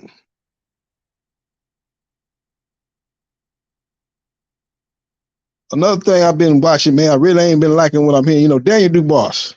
Daniel Dubois is on this media tour, crying and complaining, talking about he was robbed of being champion. He should be the unified heavyweight champion. They robbed him, they cheated him. And I'm like, okay. Say you did hit him with a legal blow, and that's up to debate. You still had 2 minutes to finish him off. If you felt that he was hurt bad with that low blow, why did you step on the gas? And I know he had 5 minutes to Jamie, recover. look at that picture. I want you to talk about this, and the chat is going to respond. It's getting too much now because now it's every day you're hearing Daniel Dubois' team is appealing. What do you think about it? Yeah, I just think it's just too much crime, man. Too much crime, man, by them, man. They making excuses, man. You try to say that, that rob you of your title, like you don't know Usyk might have got up. Soon as say the referee did say that blow was legal and start counting. You don't think Usyk would have got up? You assuming a lot, talking about it cost you your belt. You don't know what would have happened. Bottom line is you had 11 rounds beside that moment. You had 11 other rounds potentially to take care of business. You ain't do that. You quitting the fight, actually. That first knockdown, he ain't laying nothing of significance, and you fell down. And you tried to not beat the count in that first knockdown. You waited till like 8 to try to get up, 9.5. You jumped up, hoping the referee caught you out again. And then you got dropped with a jab. And when you went down that second time, you made sure the referee was going to count you out. You tried to get up at 10, then try to play like, oh, look at the referee. You didn't want to get up on the first knockdown. So you quit against Usyk. You quit against George. That George quit was understandable because, your eye was messed up and, you don't play with your vision. So I understand that. But you got to start standing your ground when fights get tough, man. You can't be waving a white flag every time you face some adversity in a fight, Daniel Dubois. So you need to get your mental game stronger. Because right now, man, you looking like a quitter out here in these in the boxing ring, man, these top level fights. But I think the punch was low though. Now I got a chance to kind of look at the replay over and over again. I think it was, if you look at impact when the punch first landed, it was obviously low. And then the punch came up as he fully landed the punch. But when the punch first landed, it was clearly low. But he came up. He pushed upwards to finish off the body punch. So it was right on that belt line. Now if that belt line is below the belly button, which it looked like it was on the replay, it definitely was a low blow. So Daniel Dubois need to go back to the drawing board. He's still young. Have you a couple of fights, get your groove back, work on your mental game, and come back stronger in your next opportunity. Usyk, they saying that he got a mandatory that he's got to take care of in the IBF with Flip Herkovic. I don't think that fight gonna do any kind of business though. At least Daniel Dubois had the country behind him. The UK, he's supposed to be the next AJ, the next great UK fighter after Frank Bruno, AJ, Daniel Dubois. So he had a country behind him. He had a little fanfare behind him. But you talking about Flip Herkovic, a guy that I seen him on some undercards. I ain't never seen him in no main event. He been on a lot of matchroom boxing undercard. He's a solid fighter. I don't think he beat Zhang actually, but they gave him the decision. And you put him against Usyk. Usyk got people know him, but he ain't really no great draw either. Now he did seem like he had a good draw out there in Poland. Maybe they can go back to Poland and fight Herkovic. Seemed like he had a good draw. I saw the crowd out there, like they had a real good crowd out there. So he seemed like he got some fanfare out there in Poland. So maybe they can fight in Poland. But if they talking about fighting anywhere else, man, I don't see that fight really doing no big numbers. So, but he is the mandatory in IBF. People have been trying to hope that we get Usyk versus Fury, but if we do get it, it won't be for undisputed because Herkovic promoter Eddie Hearn saying that he is the next fight, and we're looking to make that fight in December. So they basically saying that if you don't fight us in December, we're gonna ask the IBF to strip you of your belt because we are the mandatory and the fight must happen. So especially with Fury fighting Ngannou, a fight that's not a licensed boxing match, IBF damn sure not gonna let that fly. So they will strip Usyk if he don't fight Herkovic next. But even if they do strip Usyk, who cares? Everybody know Usyk versus Fury. Even if it ain't for undisputed, whoever win that fight gonna be the Ring Magazine or any heavyweight champion. So whoever win that fight, regardless of the IBF title being at stake, will be the #1 heavyweight in boxing. So I don't think Usyk need to let IBF stop him from taking on Fury if that fight's there. So we'll see how it all plays out. Will it be Usyk versus Herkovic or will it be Usyk versus Fury? If Fury don't get Usyk, who he's gonna fight next? Who will he try to get Andy Ruiz in the ring? Andy Ruiz seems to be, looking for a dance partner. So a lot of opportunity. Well, maybe they go fight the old young guy, the guy that's up under the same promotion company as Tyson Fury, Big Baby. I ain't talking about Miller. I'm talking about Big Baby Anderson. Maybe they make that fight. I think Anderson is in the top 5 of the WBC, if I'm not mistaken. So that could damn should be a fight that could happen in 2024. But I don't think it'll happen. I think they still look at Big Baby as maybe 2 or maybe even 3 fights away from fighting for a world title. So I don't see it happening that early. But you never know. You never know.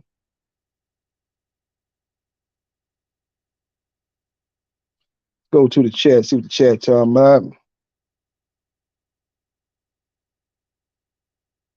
Yeah, Matone 509 said Hercules lost to the Chinese guy. Yeah, I thought he lost that Zane fight too. Matone 509. I thought he lost that fight. So he's an undercard fight. That fight gonna be hard to sell unless they go back to Poland. That's gonna be a hard fight to sell.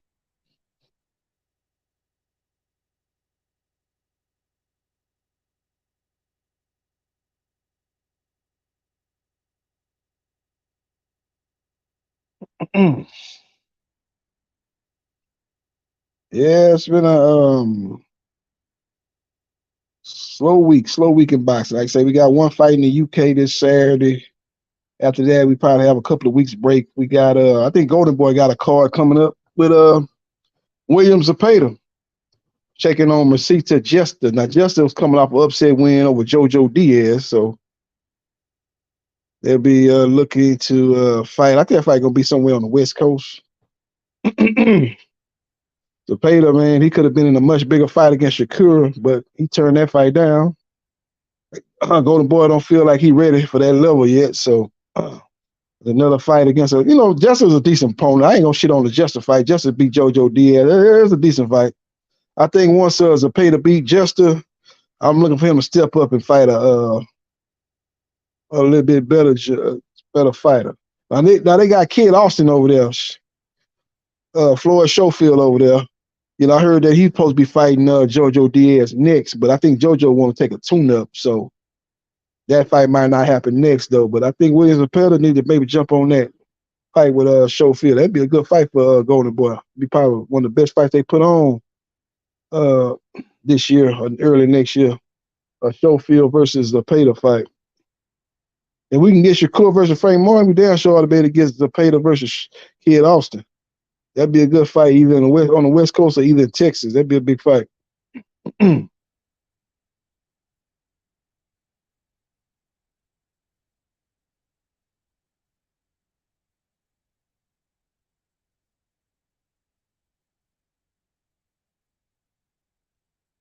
Matone 509 said, no one knows Zepeda like that. He beat JoJo and that's it. Yeah, JoJo is best win. His last fight, he didn't look that great to me, Zepeda. I'm going to just chalk that up to he's fighting some nondescript fighter. It's hard to get up for a lot of these fighters when they're not, the big name. JoJo had a name, so he's ready to fight JoJo. That's kind of what Frank Martin doing. Frank Martin, I don't know if he's fighting up to the level of his competition or what, man, but he looked sensational against Michelle Rivera, but then his last fight against Autumn, he kind of struggled, man. I had him behind on the scorecards after 9 rounds, but he was able to rally, win the last 3 rounds, get the knockdown to cement the victory. But if he can show up against Shakur like he fought against Michelle Rivera, that's going to be a great fight. But if he show up like he did in the Autumn fight and that fight before he fought Michelle Rivera against, what's that guy name? I can't remember the guy name. That's the guy that Chris Colbert knocked out. I can't remember the guy's name, but Frank Martin ended up knocking him out, stopping him, but he had a little trouble early. So he got to be a little bit more consistent when you fighting guys like Shakur. Ooh. One thing about him, he gonna be consistent in his style and the way he fights. Defense is so great. He fight you. He one of them guys that he can be in that mid range. You can't touch him. He's a great fighter, Shakur Stevenson. So Frank Martin definitely got to fight better than he fought in his last fight to have any kind of chance against Shakur.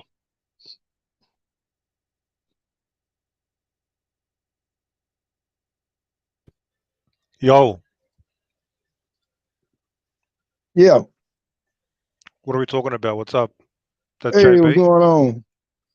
Not much, We man. were talking about a lot of fights that could be get done. Like talking about Frank and Shakur, and we was talking about Errol Spence Jr. The deadline to pass. He's gonna take Crawford rematch. And he was talking a little about the Usyk Dubose fight. what's Is going that to a be real next for Usyk. deadline? Is that a real deadline that's passed? Yeah, Or is it it just passed. If it was yeah, but 30 days after the fight was July 29th. 30 but days was on the 28th. August 28th, that was the 30th day. are we sure that there was a 30-day deadline, or are we just speculating?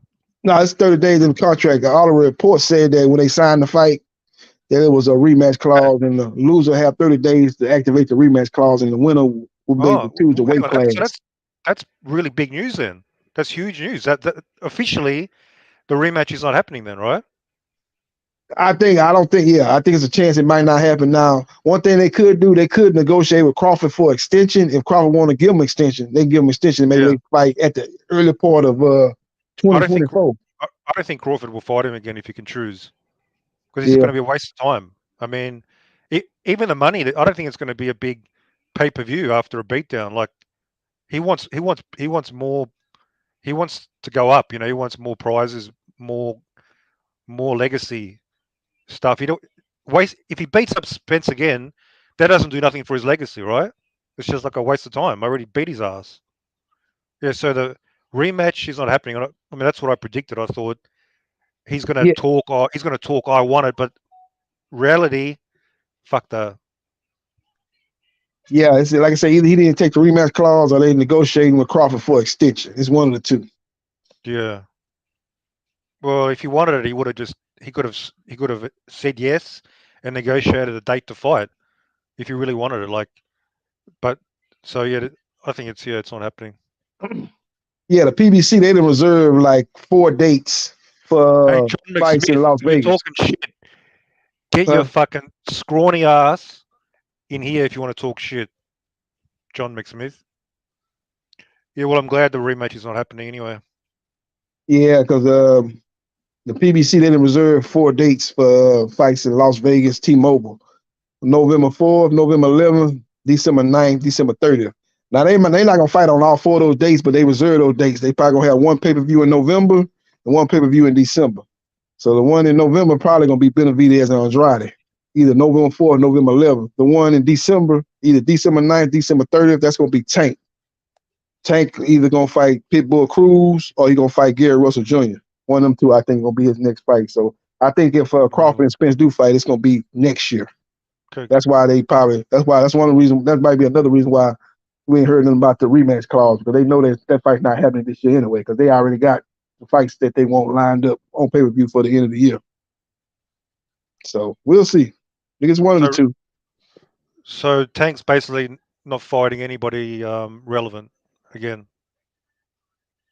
If he fight, say if he fight Gary Russell Jr., that's a big fight in the DMV, because But he's a Gary featherweight. Russell from Washington D.C. and Tank is from Baltimore. That's one of them backyard brawls for bragging rights. That's gonna be a big fight. It's gonna do a great gate. It might not do no big. It ain't gonna do what Tank did with Ryan. That's for sure. Yeah, He'll but I'm do a talking about decent. in the ring. In the ring, it doesn't mean this guy's a fucking. Hang on. So he's a featherweight, Yeah. and he hasn't fought in almost 2 years. Yeah, he coming off an arm surgery. Yeah, he broke his tendon, I think, tendon in his elbows. Yeah, surgery. So he had to recover from that. But he's been Tank calling Davis, out Tank for a while though. He's been wanting the Tank fight. He was accusing Floyd Mayweather Jr. of protecting Tank from fighting him. So they got a lot of history together. So I mean, Tank might give him what he's looking for. Cool. I mean, calling him out, but I mean, fuck, you got to be fucking relevant, don't you? I mean, featherweight. I mean, Yeah, he 126 pounder. Yeah. I'm sure he wants the cash, and he wants the bag, but does he deserve it? I mean, fuck me. This is why motherfuckers are getting sick of Tank, man. Yeah. It ain't a lot of pillar option, man. You got, Shakur not available. Haney moving up to 140. Not a lot of pillar options, so. Oh man, I'm glad he ain't fighting no Chris Colbert, that's for sure. So he's looking at it might be Pitbull, but it's one of the two I'm hearing. What about Zepeda? What about Santos? I mean, Zepeda, he could have fought Shakur, but he didn't want that fight. Golden Boy not gonna put him in there with nobody risky. What doesn't Tank fight Zepeda or Santos? These guys are like relevant at 135. These guys are Yeah, De Los undefeated. Santos, yeah. I like He's that not fight. undefeated. Santos is undefeated, but he looks fucking the goods, man. That'll be a great fight. If he drags, I mean, he can make fights. This guy, he's like the cash cow at least of those divisions. If he can make the fights, if he wants them, like those guys. Fuck. Yeah, De La Santos. I think he with the PBC too, if I'm not mistaken. I think. Well, Yeah. So yeah, that'd be an in-house fight. That'd be a good fight with mine. that'll be a banger. That'll be a banger of a fight, man. Mm-hmm. Yep. Yeah, I don't De La know, man. Santos is if the Frank Martin fight don't get done, De La Santos is next in line for Shakur. He's the next in line in the rankings, so he might get that fight. But I think Frank and Shakur gonna go to a purse bid, so find out where that fight gonna be on either Showtime or ESPN. Showtime pay-per-view probably or ESPN. Yeah, we'll see what happens. Hey, why don't you motherfuckers come on? Why are you in chat, scientists? You scared?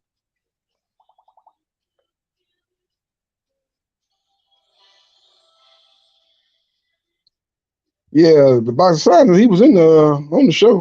He dipped Oh, out. was he? All right, let him off. Hey, is Punch Drunk been around? Punch is. Hey, Yeah, Punch, Punch are you Drunk there? was on the show too. He's on the show earlier. Hey, Yeah. David Benavidez' dad was interviewed on the Boxing Voice, man, and they asked him about the fight. He doesn't know. He said that the fight's not happening. He says, "Oh, we're never going to fight Canelo." So I'd love to know your sources. You're saying, "Oh, they're negotiating for fucking May 4th, man," because I think you're peddling fake news, Punch. Yeah, I was kind of pessimistic when they said that. I was like, "What? I don't think Man, so." I'm not surprised, man. I'm not surprised. He's given up. He sounds like he's given up, and so I don't know what the fuck Punch is talking about. The man didn't take 50 million to fight Benavidez. Remember, BBC offered him 50 million, 45, 50 million to fight Benavidez. That's before he signed that 3-fight deal. He turned that down. The man don't want to fight Benavidez. I don't Yeah, know man. what people talking about. Need to give up on that. Yeah, I agree.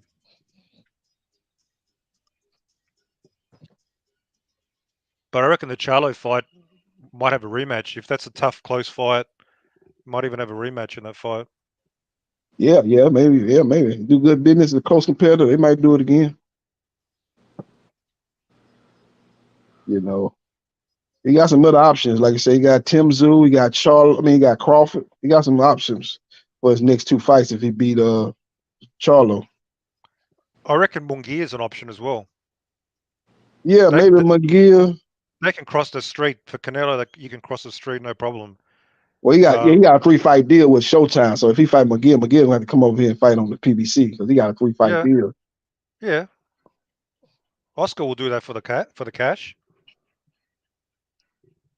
Yeah, we'll see if Canelo fight another Mexican fighter. You know, he been seeming hesitant to fight him. He ain't fought him in a minute. So we'll see. Munguia fall up under that same umbrella. Yeah.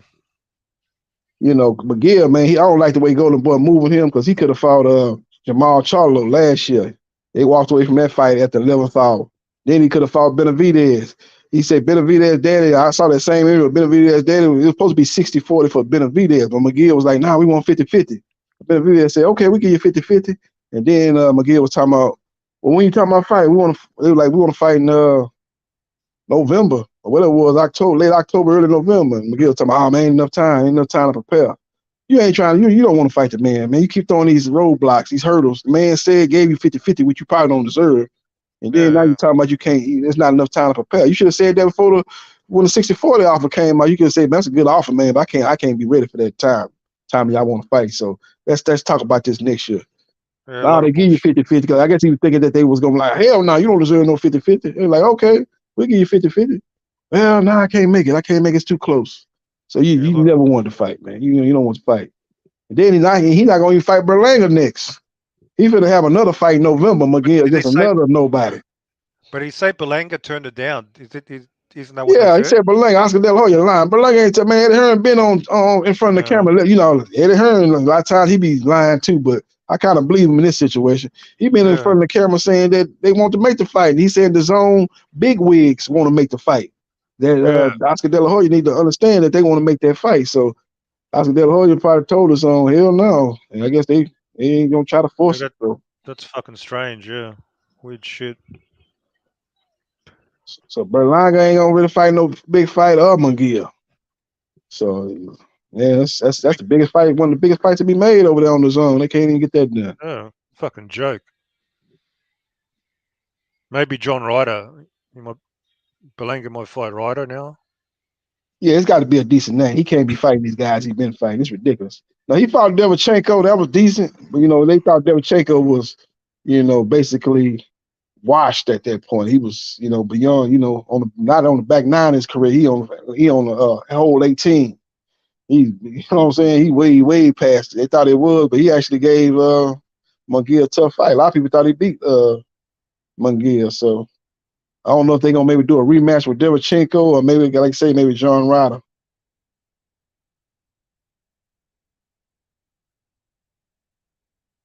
Yes. Golden Boy don't have a lot of top fighters. They got they top fighter trying to get away from him, and Ryan Garcia, he trying to get out that contract by any means necessary. So they don't have a lot of top fighter. Williams Zapata is a top fighter for them, and Munguia, so they don't really want to put him in no risky fights right now.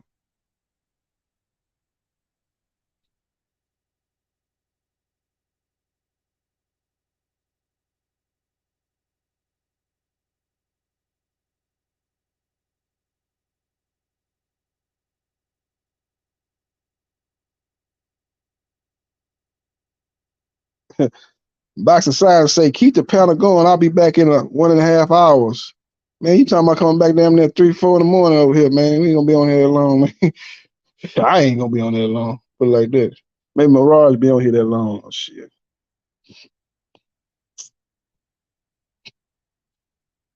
Yeah.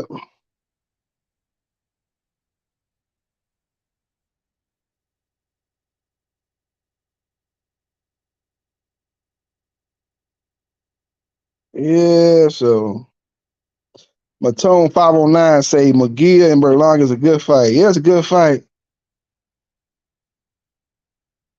But it ain't gonna happen. Matone 509. At least not next. Oscar De La Hoya pretty much said this in his interview yesterday.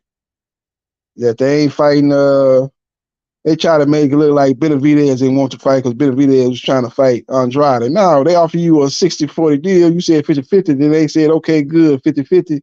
And you talking about the date, it was too soon. You didn't have no time to prepare. So why did you say that from the get-go? Why are you even talking to people? Once they told you the date, you should have said, okay, I can't be ready by that time. You told them that it was a split that you weren't happy with.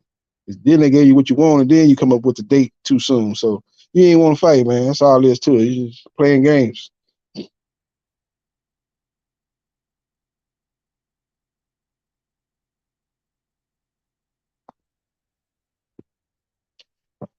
Yeah, so we'll see how it all plays out, man. It should be very, very interesting to see what plays out. You got a lot of purse bids that's coming up. Rolly Romero, the WBA has asked for medical proof. You said that you could not fight O'Hara Davis, which was your mandatory because you had a medical injury. And WBA asked you to disclose that injury, and they're reviewing the paperwork right now, so it should be some kind of decision by the end of the week what they're going to do with Rolly. They need to strip him, man. If he got a bogus injury, he needs to be stripped. He tried to hold on to them belts and fight Ryan Garcia. You can fight Ryan Garcia, but you got to give up this belt. You fought for a vacant belt, man. You can't just fight anybody you want to fight. When you win a vacant belt, you got mandatories that you got to take care of in your next fight. Sometimes your next 2 fights, you got mandatories. That's what happened when you win a vacant belt. You got to take care of your mandatories. You beat O'Hara Davis, then you can set the stage for a fight with Ryan Garcia. Until then, you either do that or you just give up the belt. You ain't got to worry about the mandatories. Tank and Ryan went for no belt. Biggest fight in boxing the last 5 years, 1.2 million pay-per-view buys. So you ain't got to beef for no belt. You say you feel you're a big name in the sport. Ryan Garcia feel he a big name in the sport. Y'all should just come together and fight. At 140, ain't got to be no belt on the line.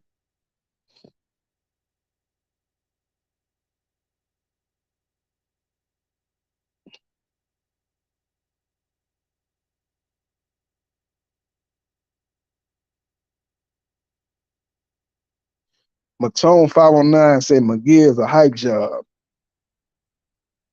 Okay. What about Berlanga? Is Berlanga a hype job? Matone 509, is he the real deal? I think both of those guys are on the same level, man. I think that's a good fight. Like I say, one of the best fights to be made over there on the zone, but it don't seem like it's gonna be next. So one fight I do like that the zone made. I got to give Matchroom Boxing credit, Eddie Hearn credit for this. They got I think it's gonna be in December. We got Sonny Edwards taking on Jesse Bam Rodriguez.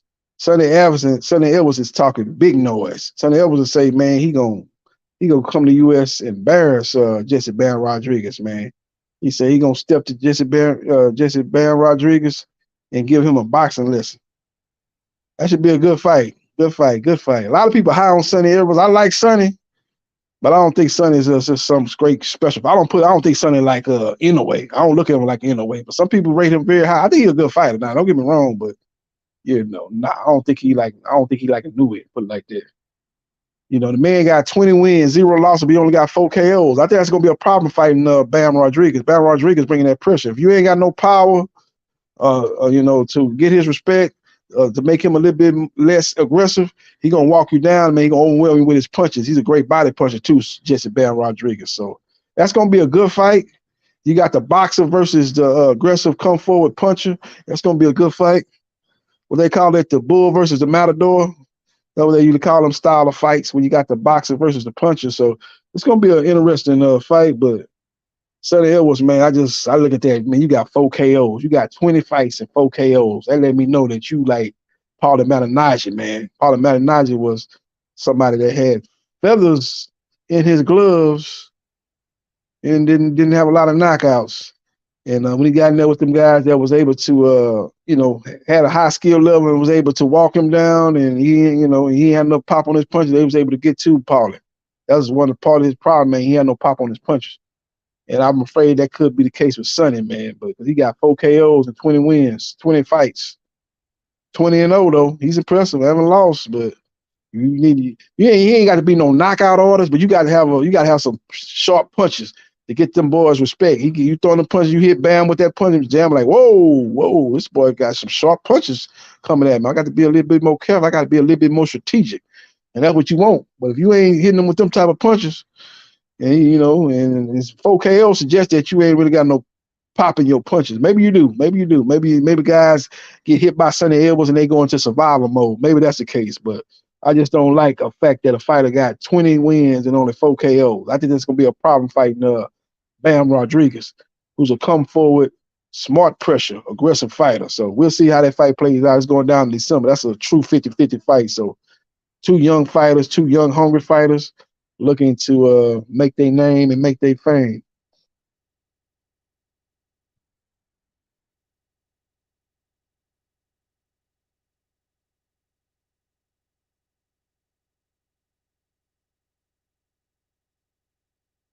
Matone 509 say Bam gonna stop his ass. I think so, man. I don't think Sonny got enough power, man, to hurt Jesse. At least get Jesse respect, man. I think that's gonna be a problem. Pat Greedy say Sonny want that woke pussy. What? I don't know, man. The quote is Clarissa Shields, so I don't know what that means.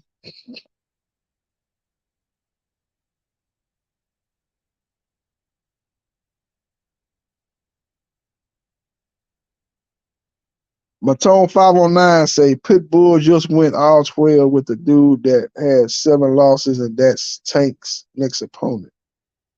Who is that, man? Matone 509. I'm hearing he fighting either Pitbull or fighting Gary Russell Jr. Gary Russell Jr. only lost twice. He lost to Loma, and he lost that fight when he fought that dude with one arm.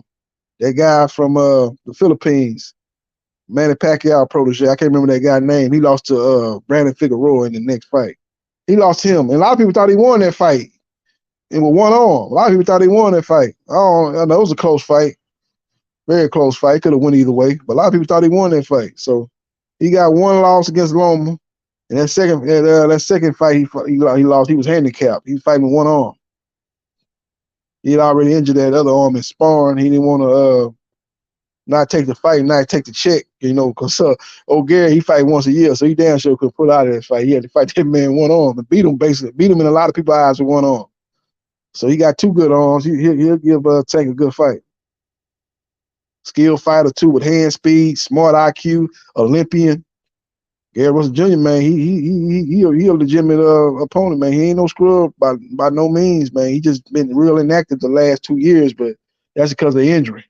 He had a torn tendon in his elbow. I think that's what it was. He had to have surgery, and it was one of those rehabs where you're gonna be out for over a year. So this wasn't no surgery where you be back in 3 or 4 months. It wasn't that type of surgery. So hopefully he'll be back in the ring. I actually rather see that fight over the Pitbull fight, but the Pitbull fight is probably a fight that probably a little bit better numbers, especially on pay-per-view, because you have the Hispanic fan base and you have the black fan base, and that's always a recipe for success in a pay-per-view fight, especially if both guys are popular. So if he fight Gary, that's for the hardcore boxing fan. That's for the DMV area. That fight gonna be big because you got Gary Russell from Washington D.C. and you got Tank from Baltimore, and them two cities are rivals. They got a lot of rivals, so they're gonna have to have the security real strong in the arena for that fight. So it's gonna be a lot of situations that can develop in that arena. Because like I said, you got the DMV going against Baltimore. There ain't no love or loss between them two cities. So they need to have security real strong if that fight do go down. They put that fight up in Washington D.C., up in the what they call that Capital One Arena where the Washington Wizards play. They better have security strong up in there. If they put that fight in Baltimore, I don't think they got an arena in Baltimore. They put it in the stadium where the Baltimore Ravens play. What they call it, MTM Stadium. You know, put a thing over the rain because it rain a lot in Baltimore. You don't want to be like Usyk and Dubois be fighting in a rainstorm. You know, put some over that ring for the rain that could possibly happen. And they put that fight in Baltimore, they could get about 30,000 or something in there, 25, 30,000, or maybe even more for that fight. But wherever that fight be, either in Baltimore or New York, or Baltimore or the DMV, Washington D.C., or maybe put it in New York in the Barclays. They ain't had a big fight in the Barclays in a couple of years. Put it in a neutral site. But again, you still gonna have a watch DC and Baltimore in the house because that's like an hour drive from each city. So they're gonna have to have security wherever they had that fight, wherever. If the fight go down, they got to have security in that fight. There could be some fights in the crowds and stuff like that. It's just it's a lot of beef going on between them two cities. A lot of gangs in each of those cities that don't care for one another. So they're gonna have to have security. They're gonna have to have security on point. I mean, they got to buck up. Whatever security they usually have, they're gonna have to double that for that fight, for sure.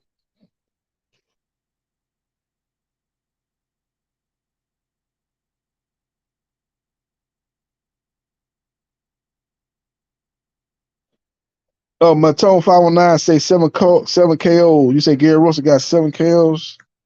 I think he got more than that. He got more than that. Yeah, Russell, he got decent power. He ain't no Paulie Malignaggi. He got decent power. He ain't no knockout artist, but he got respectable power. He got power to get your attention. You ain't gonna just walk him down. They don't even see nobody walking down Gary Russell.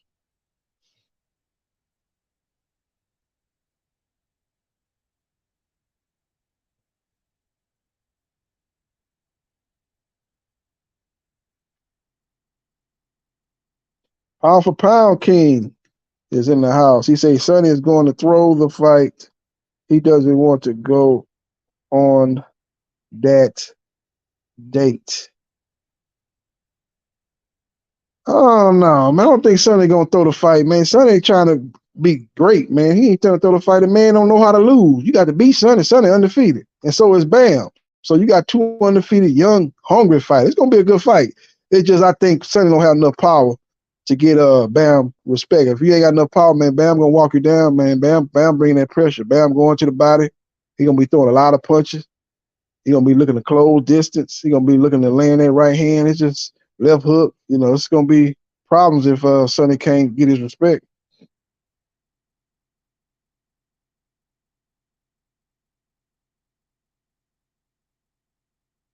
Okay, Pound for Pound King say I'm joking, bro. Okay. I hear you. Danny Medina say Shagin go anywhere as the trainer of the year.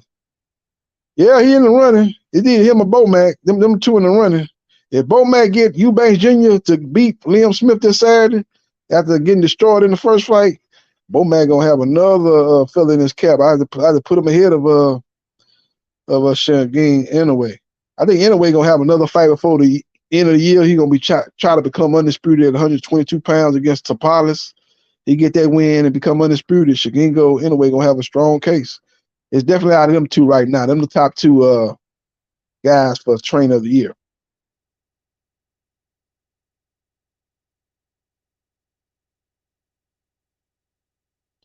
Yeah, Matone 509 here. They say no. Giovanni Cabrera had 7 KOs, and Pitbull went all 12 with him. Yeah, Cabrera had a good chin. Either he had a good chin or Pitbull power was overrated. One of the two. But he had a problem. That guy was much taller than Pitbull, and Pitbull was showing that he was a one-dimensional fighter, man. Everybody know he got that left hook. Got one of the best left hooks in boxing. Him and Danny Garcia. That's the two best left hooks in boxing. But but Cabrera took that away from him. He was looking out for that. So it's like, where your right hand at, Pitbull? You got to throw the right hand. You looking for your left hook, you got to throw that right hand. That's where you can do the damage. That's when you can probably get the stoppage. But he was steady loading up on that left hand. Kind of like what Ryan Garcia was doing against Tank, just loading up on the left hand, man. Where your right hand there, Ryan? Tank is a smart fighter. He gonna take that hook away, man. You're not gonna beat him with your number one option, your number one weapon. You got to come with something else. Couldn't do it.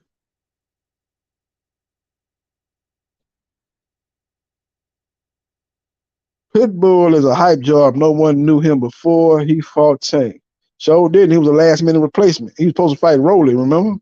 But Rolly had accusations against him saying that he raped this lady, and they had to pull her from the card. Not to say that he did it, and it turned out that he didn't do it, but they didn't know that at the time, so they was like, we're gonna pull you from the card, and you go in there and handle that, tend to that. That's a serious allegation, and we're gonna pull Pitbull from the undercard because Pitbull was in the co-main event. And they pulled him up from that, and then he took on Tank. So he put on a good performance too. Probably won 5 out of 12 rounds. He definitely lost the fight, but he put on a good performance. Outperformed everybody's expectation. Had Tank in some trouble in a couple of rounds, hitting him with them hooks. Had Tank on his bicycle a couple of times, so he did some good damage. And Tank wasn't used to fighting guys shorter than him. The guy that was always kept his chin tucked in. Fought a very disciplined fight. Probably the best fight of Pitbull's career, even though he had some wins over a lot of other fighters. You look at the caliber opponent and the stage that he was on. Probably the best performance of Pitbull's career. He'll be looking to replicate that if he gets the rematch and do a little bit better.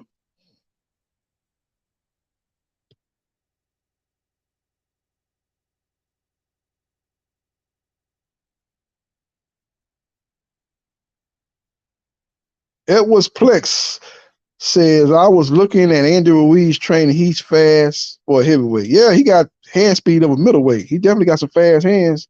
He got one fight left on his PBC contract, and he's been outpricing himself in his last 2 negotiations. Fury wanted to fight him, but Fury said he was asking for $20 million, so they had to move on. And now Deontay Wilder saying he was asking for crazy money.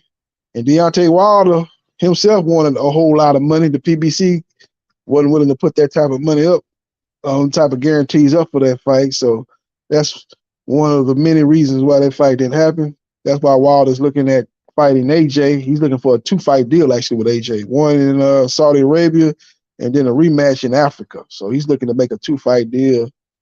And this is all about if them Saudi Arabia investors are going to come up with the money to come up with the big dollars, the bag to make that fight happen, and a fight that boxing fans have been wanting to see for at least 6 years.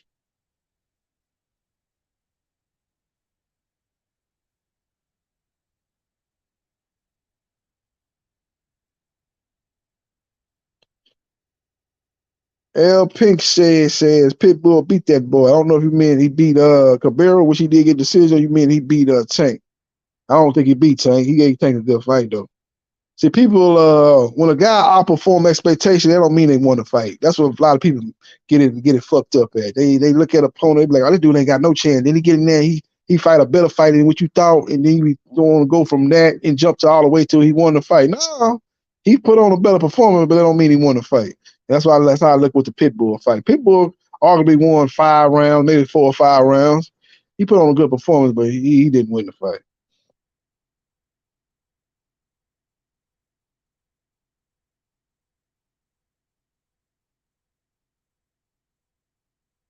Yeah.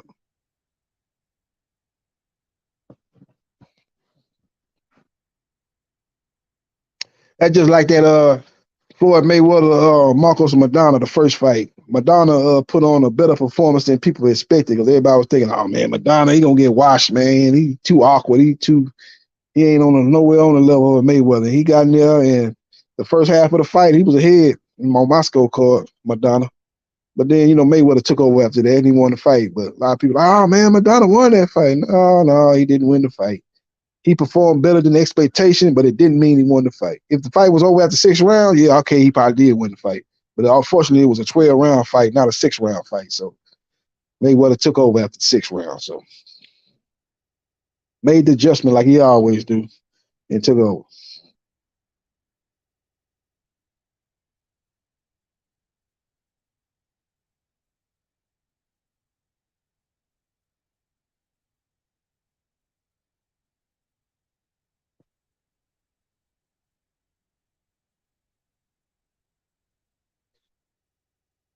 Big Baby Anderson. He last performance was a good performance against Rodenko. Dominated him. Rodenko was a tough guy though. He took a lot of punishment. And Big Baby Anderson ultimately got him up out of there. Was able to get a win in impressive fashion, which Top Rank was looking for him to make happen after the Charles Martin fight. That fight was a tough fight for Big Baby. He got hurt at the end of that fight and was getting caught with several straight left hands. Got hurt multiple times in that fight, but he definitely won the fight, Big Baby Anderson. He definitely won that fight. I think I had that fight, can't remember. I think it was either I had an 8-4, 9-3, something like that. He definitely won the fight, but I think I had an 8-4, I think. I can't remember. It's something like that, 8-4, I think. He definitely won the fight, though, Big Baby. So they was put him in there with it was a step down in the opponent. Made no mistake about it. This guy he fought this past Saturday, it was a step down from Prince Charles Martin, but I see what they was doing. They trying to keep him active, keep him busy. They wanted him to look impressive, so they didn't want to put him in there another tough opponent. He don't look as good. Then you'd be like, wait a minute, this dude might be overrated. He might be a hype job. He beating a lot of no-name fighters. As soon as he get in there with some decent opponents, he's struggling. So I see what Top Rank was trying to do, get him in there with a opponent that was a step down and look impressive. Now everybody back on the hype train for Big Baby Anderson, thinking he's going to be a future world champion. So we'll see what he do in his next fight. I'm hearing that he's going to be on the undercard of Shakur Stevenson's fight with Frank Martin. That's a big if Top Rank win the first bid. They're looking to put him on the co-main event. And I hope they put him in with a better opponent than he was in his last fight. I think Big Baby Anderson could be fighting for a world title by the end of next year. I think he's got that type of talent. So I would look to put him in there with a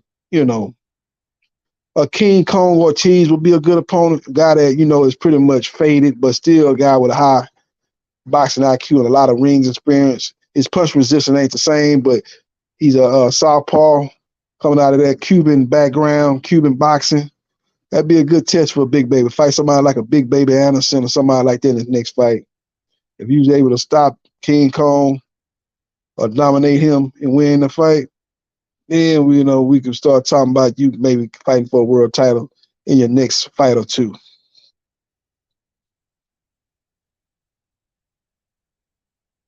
I think somebody suggested Andrew Ruiz would be a good opponent for Big Baby Anderson. I think that's a little bit a bridge too far. I wouldn't put him in there with Andy Ruiz.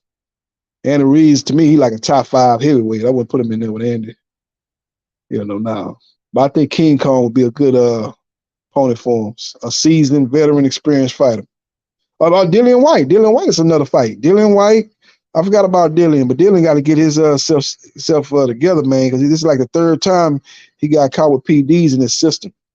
So he need to take care of that and make sure that don't happen no more, man. Because he to me, he like one more PED failed test away from needing to be banned from boxing.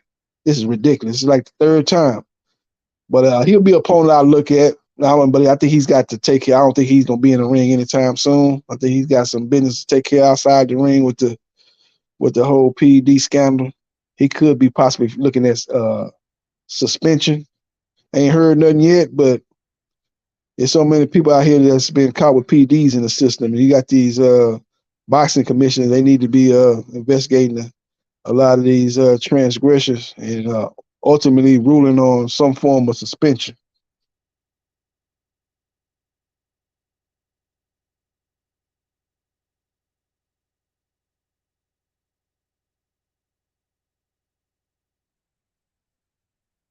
What Flex said, King Kong old. Yeah, he is old, but I'm just saying he's a step up from his last opponent. I think Big Baby was too young, too fresh would beat King Kong, but to be experienced, man. He got a great left hand, King Kong. He can line you up for that left hand. Good jab. It just his punch resistance ain't there no more. You catch him with a flush shot, he going down. No doubt about it. He going down. He'll get up though, but he gonna get dropped. In a good hard shot, he can't hold up.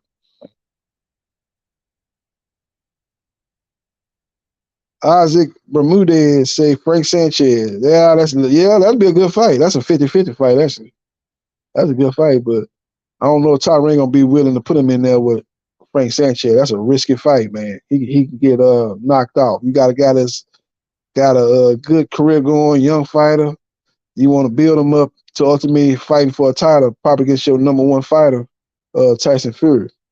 Somewhere maybe end of 2024. Isaac Bermudez said Derek Chisora. Yeah, that'd be a good opponent too.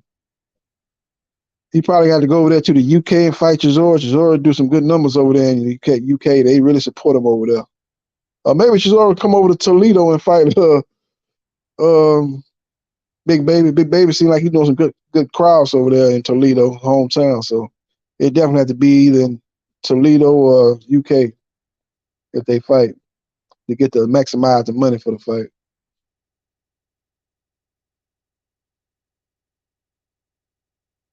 Isaac Bermudez say George. Yeah, George got to get by Zane. That fight's going down September 23rd, and I believe it's gonna be in the UK. I don't think it's the O2 Arena. It's one of them other arenas. I don't know if it's Manchester, one of them over there. That fight going down a week before Canelo versus Charlo. So I'm much looking forward to that fight.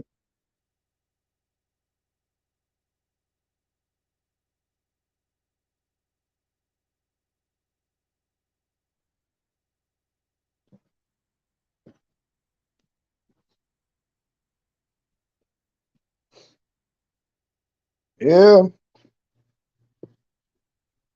Interesting times in the sport of boxing.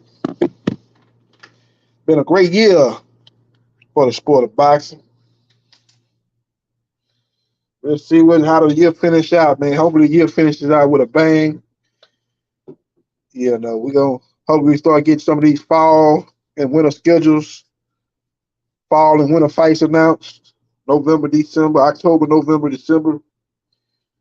We don't seem like to have too much in those. I think we got pretty much.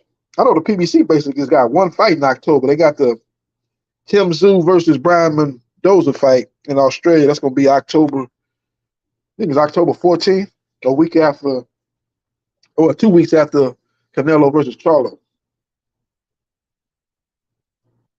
So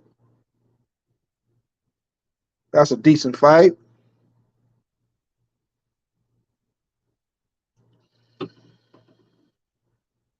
Tim Tszyu will be defending his WBO junior middleweight title against Mendoza. I think he's the interim WBC middleweight champion. By the time that fight takes place, I wouldn't be surprised that'd be a unification fight. Wouldn't be a bit surprised. But once Charlo fight Canelo, the WBO already said they're gonna strip him of the belt. As soon as he's announced as the undisputed champion, they're gonna take them belts away. They're gonna take that belt away. So they're not gonna even let the bell ring for round one before they strip Charlo. They say right after they announce his name as undisputed, he's stripped of the WBO. So I wouldn't be a bit surprised if the WBC come in and they elevate Mendoza to the WBC heavyweight title and make that a unification fight. I wouldn't be a bit surprised if that happened.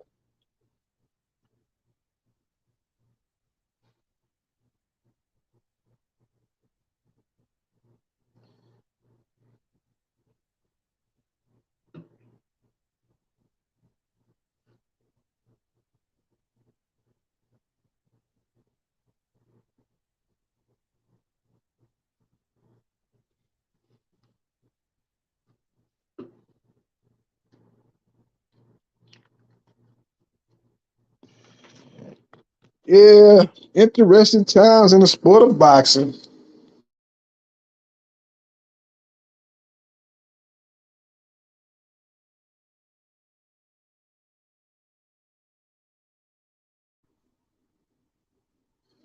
See what the chat going on with the chat.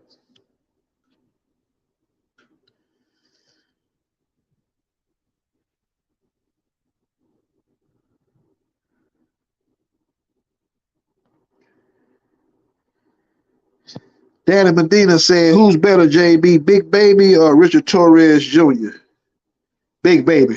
He's fought the better competition. Richard Torres ain't fought nobody. That last guy he fought, man, that was ridiculous. He hit that boy with one shot. That boy was looking to dive on that canvas as soon as he could. That boy didn't want no problems. So Torres, man, he excited, man. He beating them guys, man. But I need to see him in there with he fight D- level opponents. I need to see him in there with at least a C level opponent. Get in there with a C level opponent. You know, get in there with the guy that Big Baby just fought, Rudez. Get in there with him. You do him dirty, then I can get you, like say, okay, you decent. Then you're gonna have to get in there with somebody a little better than that. But right now, man, the level of competition is not on the same level. Big Baby done fought a much higher level of competition. Prince Charles Martin, put Richard Torres in there with Prince Charles Martin. That's a 50-50 fight, probably.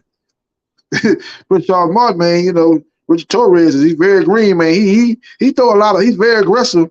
He got power. He got power, but that's even up for debate because the level of opposition. He ain't fought nobody. I'm telling you right now, he look good, man.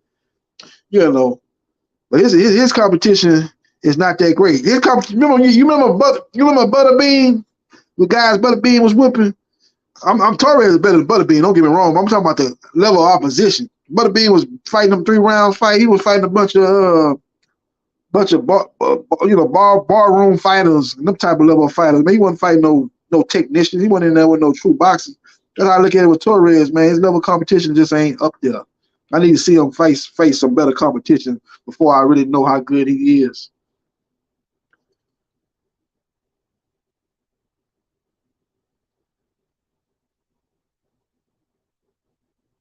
Bacon Egg say Big Baby shouldn't be in the sport. He's a pin cushion. Bacon Egg, we talking about Big Baby Anderson, not Big Baby Miller. See, that's why I say we gotta specify what Big Baby we talking about. People get confused. We ain't talking about Big Baby Miller. Big Baby Miller's a fraud. You know, he was on them PEDs too. He got failed multiple PEDs tests. So he didn't believe in his skills. He had a fight lined up with AJ. They say he had like 6 or 7 PEDs in the system.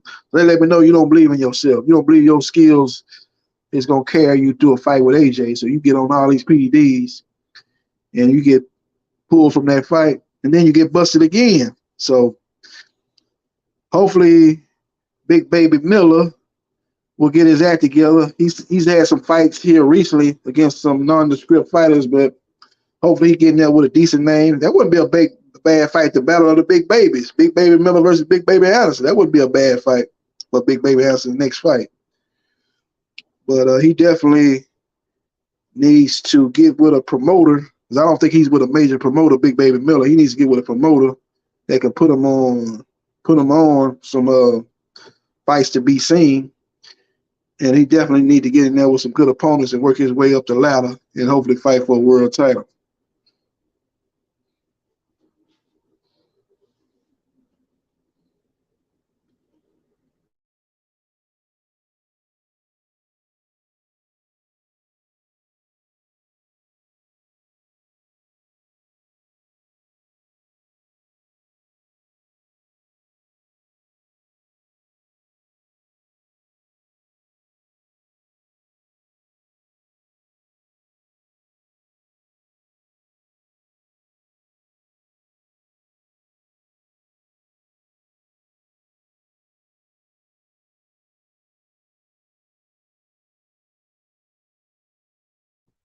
Let's see what chat talking about. Matone 509 say the next opponent to fight for the WBC title at 135. It's gonna be Shakur versus Frank Martin. They're in negotiations right now. If they don't come to agreement, the fight going to purse bid September 5th. I'm hoping it does go to a purse bid because I want to see who's gonna get that fight. Because you're gonna have Top Rank versus the PBC. And the thing about it is, Top Rank got to win that purse bid. Shakur is one of their top fighters. It's Shakur, Teofimo, and Fury. That's their top three fighters. Probably Fury, Shakur, Teofimo. That's your top three fighters. So you don't want to lose your top three fighters to another network because Frank Martin is not one of PBC's top three fighters. That's for damn sure. He's not even one of their top five fighters. So for them to get that fight, you know, and outbid Top Rank and take one of their biggest stars and put it on a Showtime pay-per-view, that'd be a feather in the PBC cap. That cannot happen. Now, Top Rank win the first bid, cool. You know, the PBC ain't gonna be tripping. It's like, look, that's your top fighter. You damn sure better win the first bid. You can't have one of your top fighters going to fight on another network and he the A side too. That'd be embarrassing. But we'll see, man. We'll see, man. I hope it do go to first bid, and that's where the fighters can make the most money. I know they probably trying to get Frank to accept the offer, but Frank like, nah, I'm finna let it go to first bid and see what the PBC come up with. And if y'all do win the first bid, y'all gonna have to come up with some money. Y'all gonna have to bid high, and I can maximize my money. I'm not finna take this first offer that y'all gonna offer me. So it's gonna be interesting to see September 5th. If it go to first bid, they can come to agreement. I know Top Rank would rather the fight happen on their network, and they probably trying to get the fight done before it go to first bid. Because in the first bid, you don't know what can happen in the first bid. It's come down to who gonna come up with the most money, and you don't know what the other side gonna bid. So you got to bid high enough where you think they're not gonna be able to match it or go above it. So it's gonna be interesting.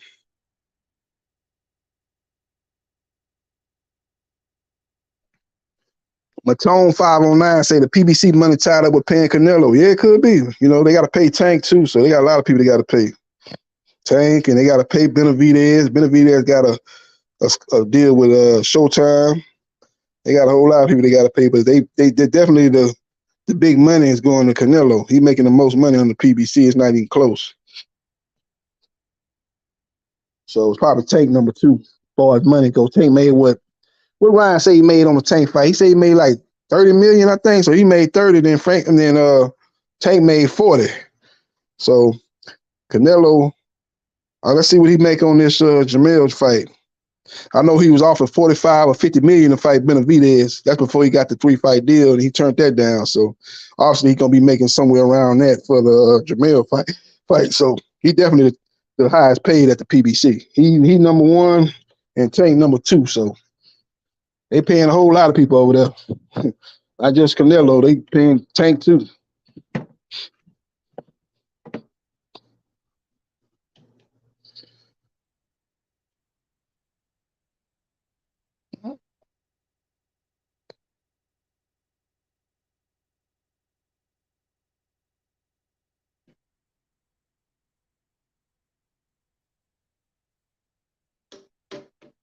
Mm-hmm.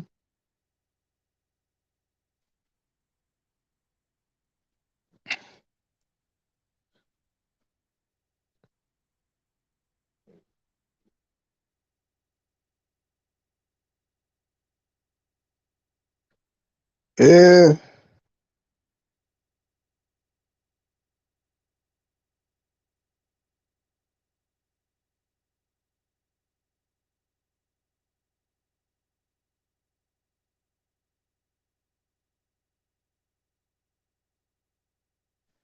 Matone 509 say, well, Haney isn't even undisputed either. They made Shakur versus Moore. Yeah, that's for Haney's WBC belt. Haney is champion in the recess.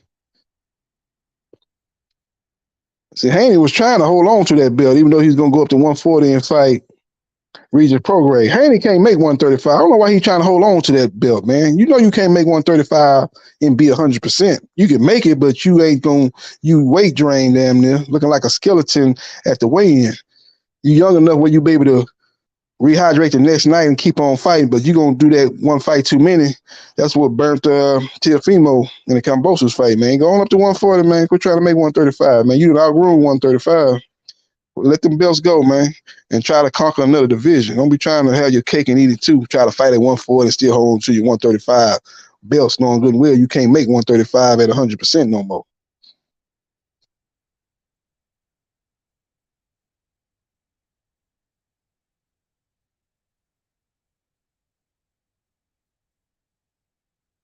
Danny Medina say Nonito Donaire retired. I don't think so. I ain't heard nothing. I don't think so. And when he was talking after the fight, man, he was basically insinuated my loss didn't have nothing to do with me being 40 years old. I just couldn't get off. My timing was off. He was saying some of the same stuff that it was like the theme of the night, man. I was off. He said that. Errol Spence Jr. said his timing was off when he got destroyed by Crawford. It was like the theme of the night, man. My timing was off and I just couldn't get off. It was me. And yeah, it was just theme of the night, man. I don't know what it was. Something in the air, I guess, man. Everybody was talking about the timing was off that they lost. But I don't think Donaire's retiring the way he was talking, man. He's talking like he just couldn't get off, man. He couldn't pull the trigger or something, what he's saying. So like I say, saying some of the same, basically saying the same thing Errol said after he got beat by Crawford.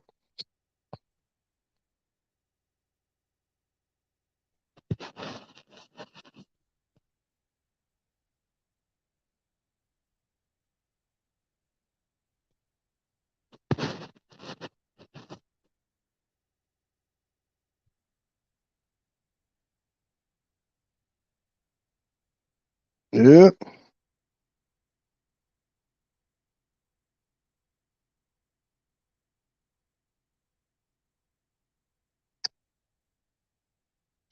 Rider of the Storm say, what ballpark figure in the pay-per-view buy do you think Canelo versus Charlo would do? I think it's going to do around 750 to 800,000 pay-per-view buys.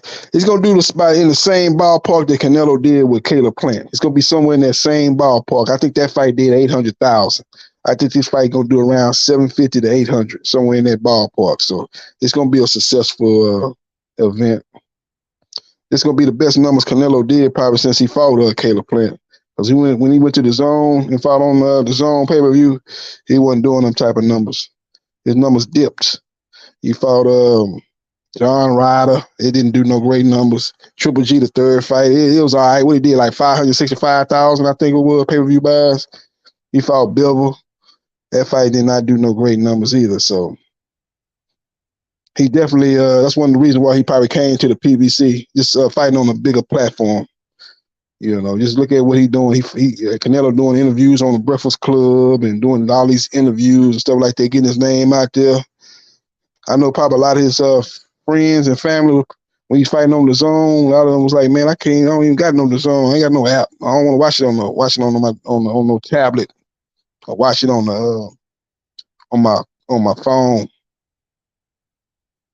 Stuff like that. Watch it on a laptop and all that type of stuff, man. You fighting on Showtime, man. You can throw a big party, throw some meat on the pit, barbecue or some fajitas on the pit, man, and have a big party. Invite your family and friends over, have a big fight party. Now that's back in play fighting on Showtime pay-per-view. That wasn't in play fighting on the zone app.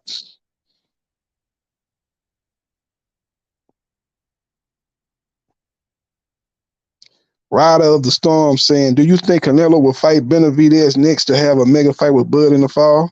I think somebody predicted that. I don't know if that was you, Rider of the Storm, or somebody else on the chat. They were saying that Canelo going to fight Benavidez in May of 2024 and then fight Bud in September.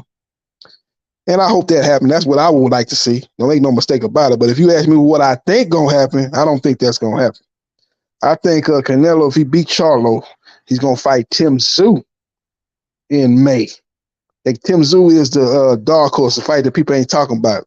And I'm looking at how the PBC setting up their schedule. They got Tim Tszyu fighting Brian Mendoza 2 weeks after Canelo fight Charlo. Tim Tszyu already said that he want to fight. He still want to fight Charlo, but he better yet he said he want to fight the winner of Canelo versus Charlo. He said he would move up to 168. So he'll definitely move up. He got he do good numbers out there in Australia. And when he fight in Australia, that's on pay-per-view. when he fought out there in Australia. It'd be on Showtime here, but it'd be on pay-per-view over there. Not from what I'm hearing, he do good numbers over there on pay-per-view. So he fight Canelo.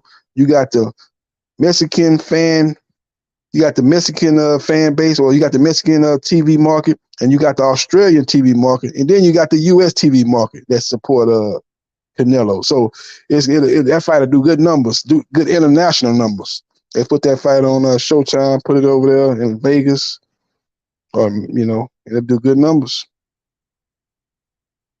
So I think Tim Tszyu is the fight that they probably have. Or maybe they might go to Crawford next in May.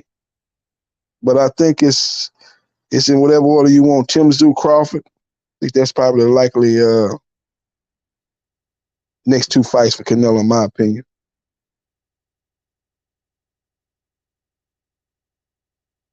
MAW say you're doing a great job holding it for JB. Appreciate you, MAW. Matone 509. Bacon and Egg say Charlo doesn't have the backbone to fight Tim Tszyu, in my opinion. Well, Charlo has signed a contract to fight him twice. People tend to forget that the first postponement was because of Tim Tszyu. Tim Tszyu pulled out of the first postponement. People don't want to talk about that. And then the next postponement, Charlo pulled out. Both guys cited injury. But people thinking like Charlo don't want no smoke, man. They supposed to have been fight, but that fight got postponed twice. One because of Tim Tszyu and the other one was because of Charlo. So I don't think Charlo ducking no Tim Tszyu. He's going to fight Tim Tszyu. It's just he got hurt, broke his wrist in sparring. It was in rehab, and by the time he got healed 100%, the Canelo fight came up, and he couldn't turn that down. It's a bigger fight, more money.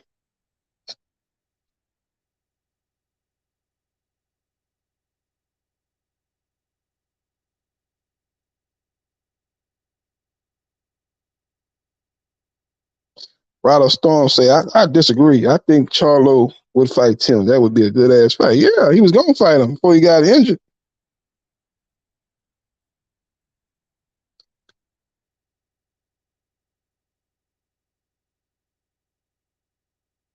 MAW say, Canelo is fighting a guy coming up 2 divisions, followed by a guy coming up 3 divisions back-to-back. Might get some criticism. Yeah, it could.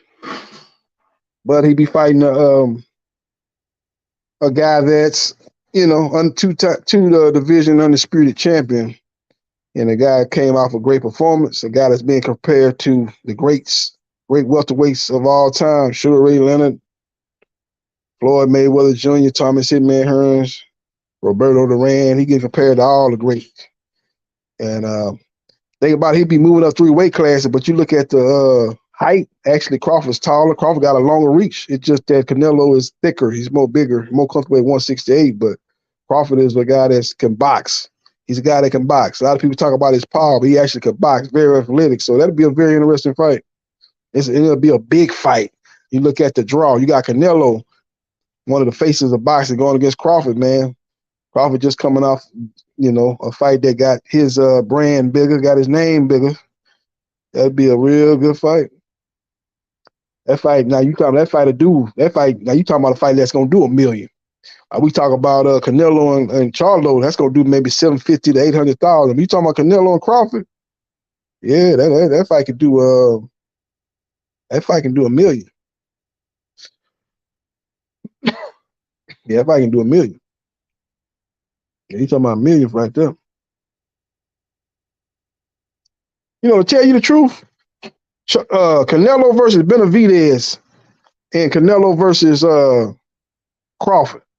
Those 2 fights is going to do similar numbers, really. I think Canelo Benavidez, you're looking at about $1 million or 1.1, a little over $1 million, and Canelo Crawford, you're looking at about $1 million, 1.1 million. They're going to do similar numbers. So it boils down to who Canelo want to fight. And I think he probably rather fight Crawford than fight Benavidez.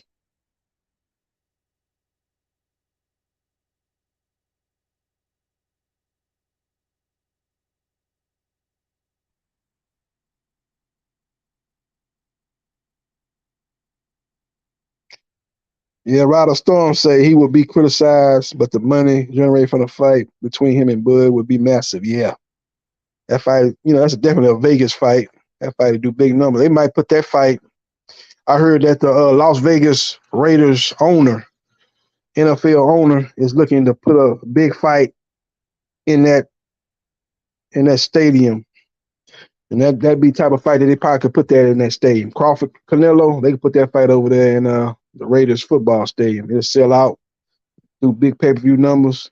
A lot of stars be out there. That'd be a big event. That's one of the fights that could be possibly over there. Be the first big fight, big boxing match over there at Raiders Stadium.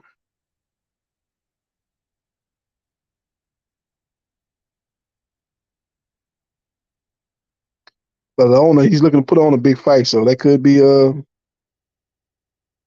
Charlo, or maybe Crawford, Spence rematch. Maybe put that. I don't know that fight. That first fight was such a one-sided beatdown, but they still could probably put that over there and do maybe 45,000.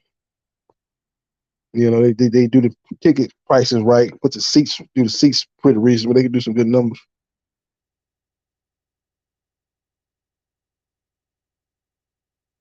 Ride of Storm say that shit will sell out fast. Yeah, Canelo and Crawford sell out fast.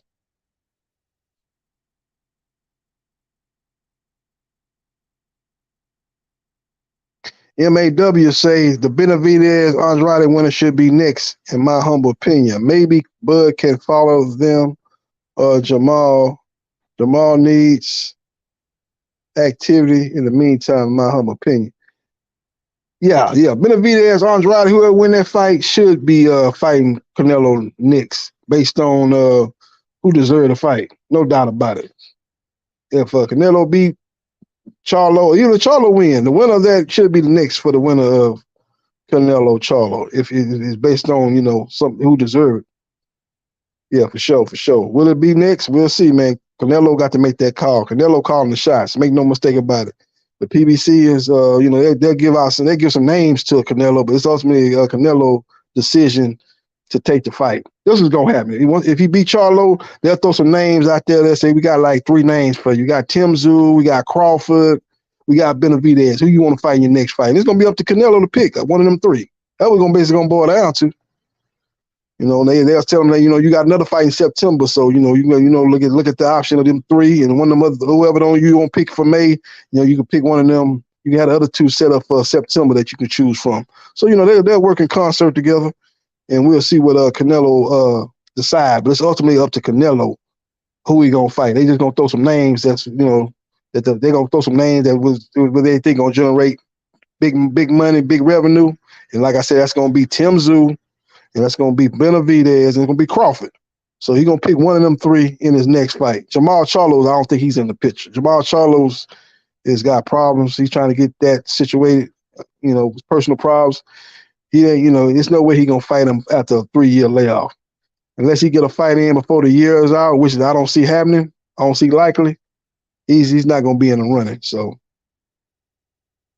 I think it's going to be one of them 3.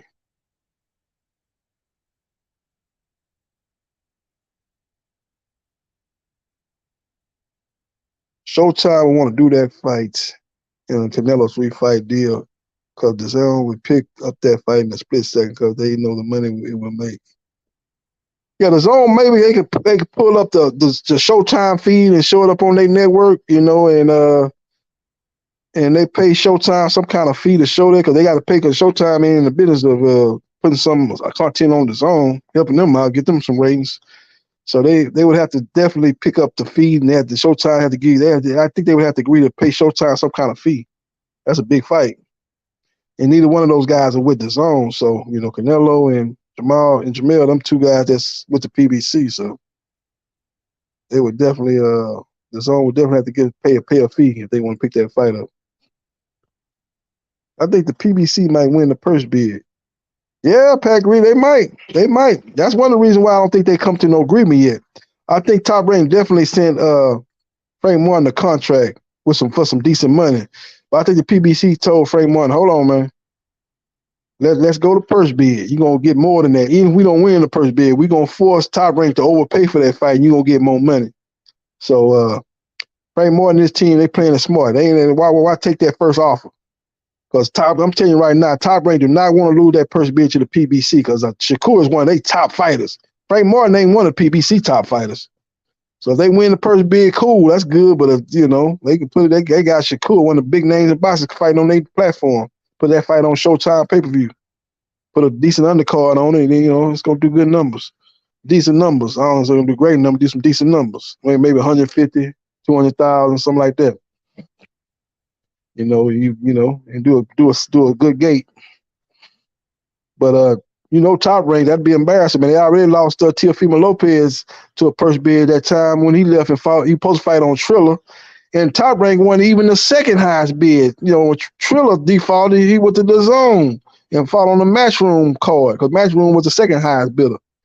Matchroom wasn't promoting now, wasn't them fight. That's why Bob Arum was so damn pissed off. He's like, what the hell you bidding on this fight for? You not promoting none of these fighters. Cambosos ain't your fighter, and Teofimo Lopez ain't your fight. Why the hell you bidding on this fight? But Matchroom like, why the hell would we bet on this fight? We try to put the best fights on the zone. We try to make the zone happen, the zone work in the U.S. Shit, it's open to anybody. You ain't got to be just like this purse bid with Shakur and Frank Martin. Matchroom and anybody else, Golden Boy, Queensbury, they can all come in and bid on this fight. But like I said, I don't think that's gonna happen like it happened in the Teofimo Kambosos fight. I think this fight gonna either be on the PBC or it's gonna be on Top Rank. So it's gonna either be on Showtime pay-per-view or it's gonna be on ESPN. One of them two. So Pat Greeny, the PBC might win the purse bid, but Top Rank gonna have to overpay for that fight because you really don't know what the PBC bid gonna be. I would imagine the TGB promotion, they're gonna be bidding on the behalf of the PBC, so they'll be going against Bob Arum. They'll be putting the money up for that fight. So that's why I'm hoping they don't come to an agreement. I want that fight to go to purse bid.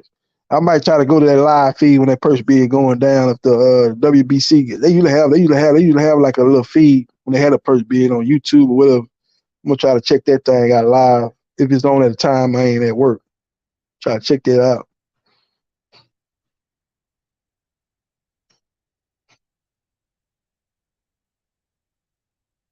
Ryder Storm say, so that Bud versus Canelo need to happen while he's still signed to Showtime. Yeah, well, Bud got one fight left, but it's supposed to be a rematch with Errol, and then he's free and clear of the PBC. Canelo got 3 fights. He got the Jamel Charlo, which is the first of the 3 fights, and he got 2 more fights. But Bud ain't going nowhere. Bud finna stay with the PBC. Bud is at the pinnacle of his career. He ain't never had this much fame. Got the biggest win in his career. He on doing all these interviews on all these national shows. This man here is in the pinnacle of his career. He ain't going nowhere. He ain't never had this type of exposure with ESPN, with Top Rank Boxing. He ain't going nowhere. He finna, trust me, Ryder Storm. He gonna finish his career with the PBC. You look at that, why he talking about he fighting. See, look at the fights he's talking about fighting, PBC fighters. You know, he know what time it is. Canelo, that fight gonna be on Showtime pay-per-view if it happens. He fight Jamel Charlo, that's gonna be on Showtime pay-per-view. Spence rematch, y'all know that's gonna be on Showtime pay-per-view. Say if he wanted to fight Boots, which he really ain't trying to fight because it's not a lot of money in that fight for him compared to what he want to make. That fight would be on Showtime pay-per-view. So yeah, he got one fight left, but trust me, he ain't going nowhere. He gonna be with PBC. Either is Canelo. Canelo ain't going nowhere either. He finna fight a 3-fight deal, and he probably gonna have some more fights after that. He ain't going nowhere. They know where they need to be to get the most exposure. That's for Showtime, especially here in the U.S. Ride of Storm say, you think Frank Martin would actually fight Shakur? I got Shakur in a unanimous decision. Yeah, Frank Martin. Frank Martin is ordered to fight Shakur. If Frank Martin didn't want to fight Shakur, we would know it by now. He would have ducked out of the fight just like Isaac Cruz ducked the fight, just like William Zepeda ducked the fight, just like Lomachenko ducked the fight. So if you don't want to fight, you just say you don't want to fight. Say, hey, I don't want to fight. This fight is in negotiation. If they don't come to agreement, it's going to a purse bid. So, yeah. Now, if say PBC do win the purse bid, I don't think Top Rank would pull Shakur out of that fight, saying, okay, well, we ain't, we ain't letting you fight on another network. You an ESPN fighter. I don't know what's in the contract. If he got to fight exclusively on ESPN, I think he probably can go fight on another network. Teofimo was able to do it, so I think he's able to do it. But I don't think they'll pull him from the fight. And Frank Martin, if the PBC don't win the first bid, I think Frank Martin will take the fight. The only way Frank Martin don't take that Shakur fight is he got to fight with Tank. If PBC say, man, don't fight Shakur, we got this big pay-per-view fight with Tank on Showtime pay-per-view. Yeah, then maybe he might duck. He might not take the fight, but I don't think from what I'm hearing, that he's not in the running for Tank Davis' next fight in December. Frank Martin's not in the run. I'm hearing it's either Pitbull or Gary Russell Jr. So Frank Martin's going to take the Shakur fight. That's the best fight out there for him. It's going to pay him the most money.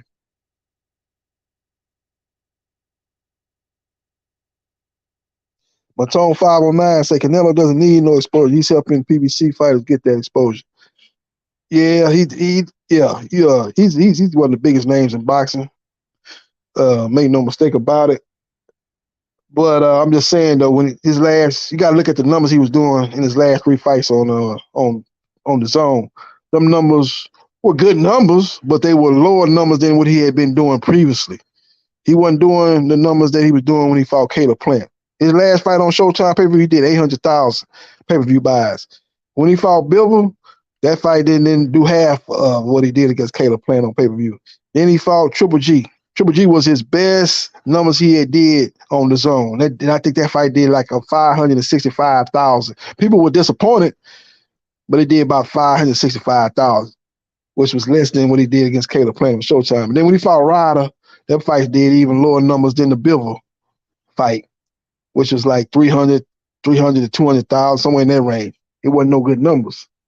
So he coming to Showtime, fighting a guy with a good name, Jamel Charlo. That fight gonna do around 750 to 800,000 pay-per-view buys. So he gonna be back to doing the numbers that he accustomed to doing when he was fighting Caleb Plant, people like that, Caleb Plant and fighters on that level. You know, fighting Triple G, the first fight and the second fight on HBO, it did 1.3 and 1.1 million pay-per-view buys. That was on HBO. Some big platform. The Zone the Zone don't really have no name here in the US. A lot of people don't even know nothing about the Zone.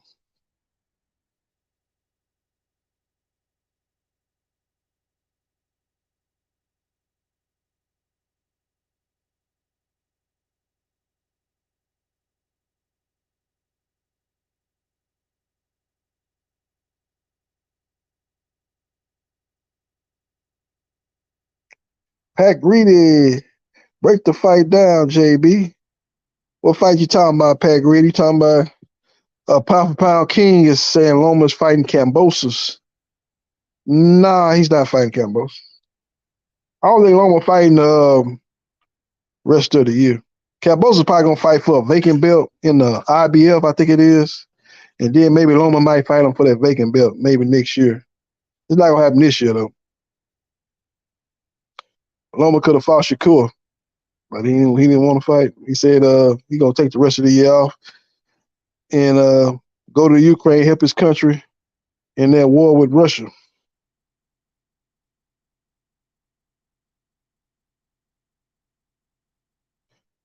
Moshe Shamil say, get the word to Crawford to get the Spence at 154 to settle the excuse of Spence being drained. Yeah, if he beat him at 154, yeah, that's going to pretty much end the excuse, because some people here saying he was drained. He was drained. He's very inactive, too. Hadn't fought in 16 months. And he got caught with a shot that he couldn't recover from in that second round in the back of that head. Couldn't recover. So he was already behind the 8-ball when the fight stopped, before the fight even started, and then he got hit behind the head. So it was just like another obstacle he had to overcome. And we put that on top of the fact that he was already inactive. So he wasn't, even without that, he was inactive. It was going to be a fighter that was struggling to get land shots on a consistent basis because of the activity and then being drained at 147. That's why you saw a beating that he took, that dominated, because he was a guy that was his equilibrium was off. His equilibrium was off. Equilibrium off. You ain't got your legs are shaky. Your weight drained. You're rusty. So you saw what happened. That's why he got destroyed, man. It's a miracle he lasted as long as he lasted in that situation. He should have been out of there probably way before he was out of there.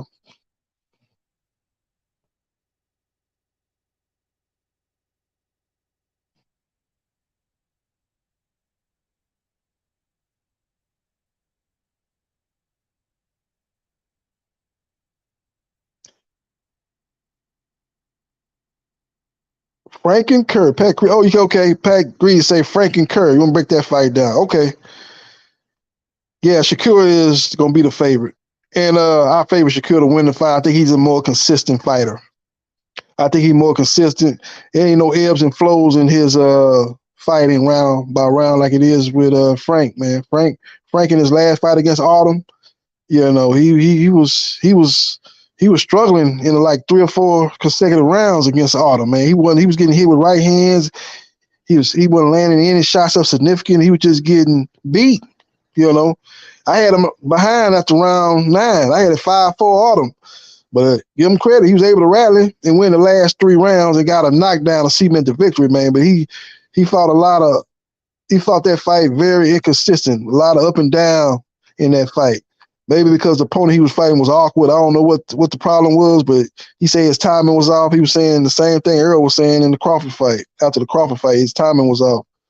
So he can't fight like that against Shakur. He got to be the Frank Martin that fought Michelle Rivera. That version of Frank Martin show up, we got a hell of a fight on our hands because he was consistent in that fight, dominated Michelle Rivera, a guy that was a top 5 lightweight, and ended up stopping Michelle Rivera, beating him decisively. But like again, man, the fight before the Michelle Rivera fight, he fought the guy that Chris Colbert knocked out. I can't remember that guy's name. I think it's Martinez. He fought him. And he started that fight off slow. He ultimately knocked the guy out. I think it was in the 8th round, but he started that fight off in the first like 4 or 5 rounds. That fight was like even. Basically, it was even Steven. I was like, man, what you doing, man? You in there with this guy that Crawford just dominated and stopped. And you in here in a nip and tuck fight in the first 6 rounds. But he ultimately got him up out of there. But that's what I'm talking about with the inconsistency. He's not as consistent as Shakur Stevenson. Shakur is very consistent. You know, he's a guy he in that mid-range, and you can't touch him. His defense is superb, great jab, great combination fighter. You know, he's just a complete fighter, man. Great jab, great left hand. He can go to the body. He's a decent puncher. He seems to have more power at 135 than he had at 130, which let me know that he was probably drained in a lot of his fights, cutting a lot of weight. So he's more natural, more strong at 135. He's a complete fighter. And he's going to be tough to beat. He's consistent. He don't have them ebbs and flows like Frank Martin have in his fights. So I think he's going to probably beat Frank, probably by decision, maybe like 8-4, something like that, maybe 9-3. But I don't think it'll be like a 9-3 where he dominated and watched them and just a mismatch. I think it'll be a competitive 9-3 or competitive 8-4.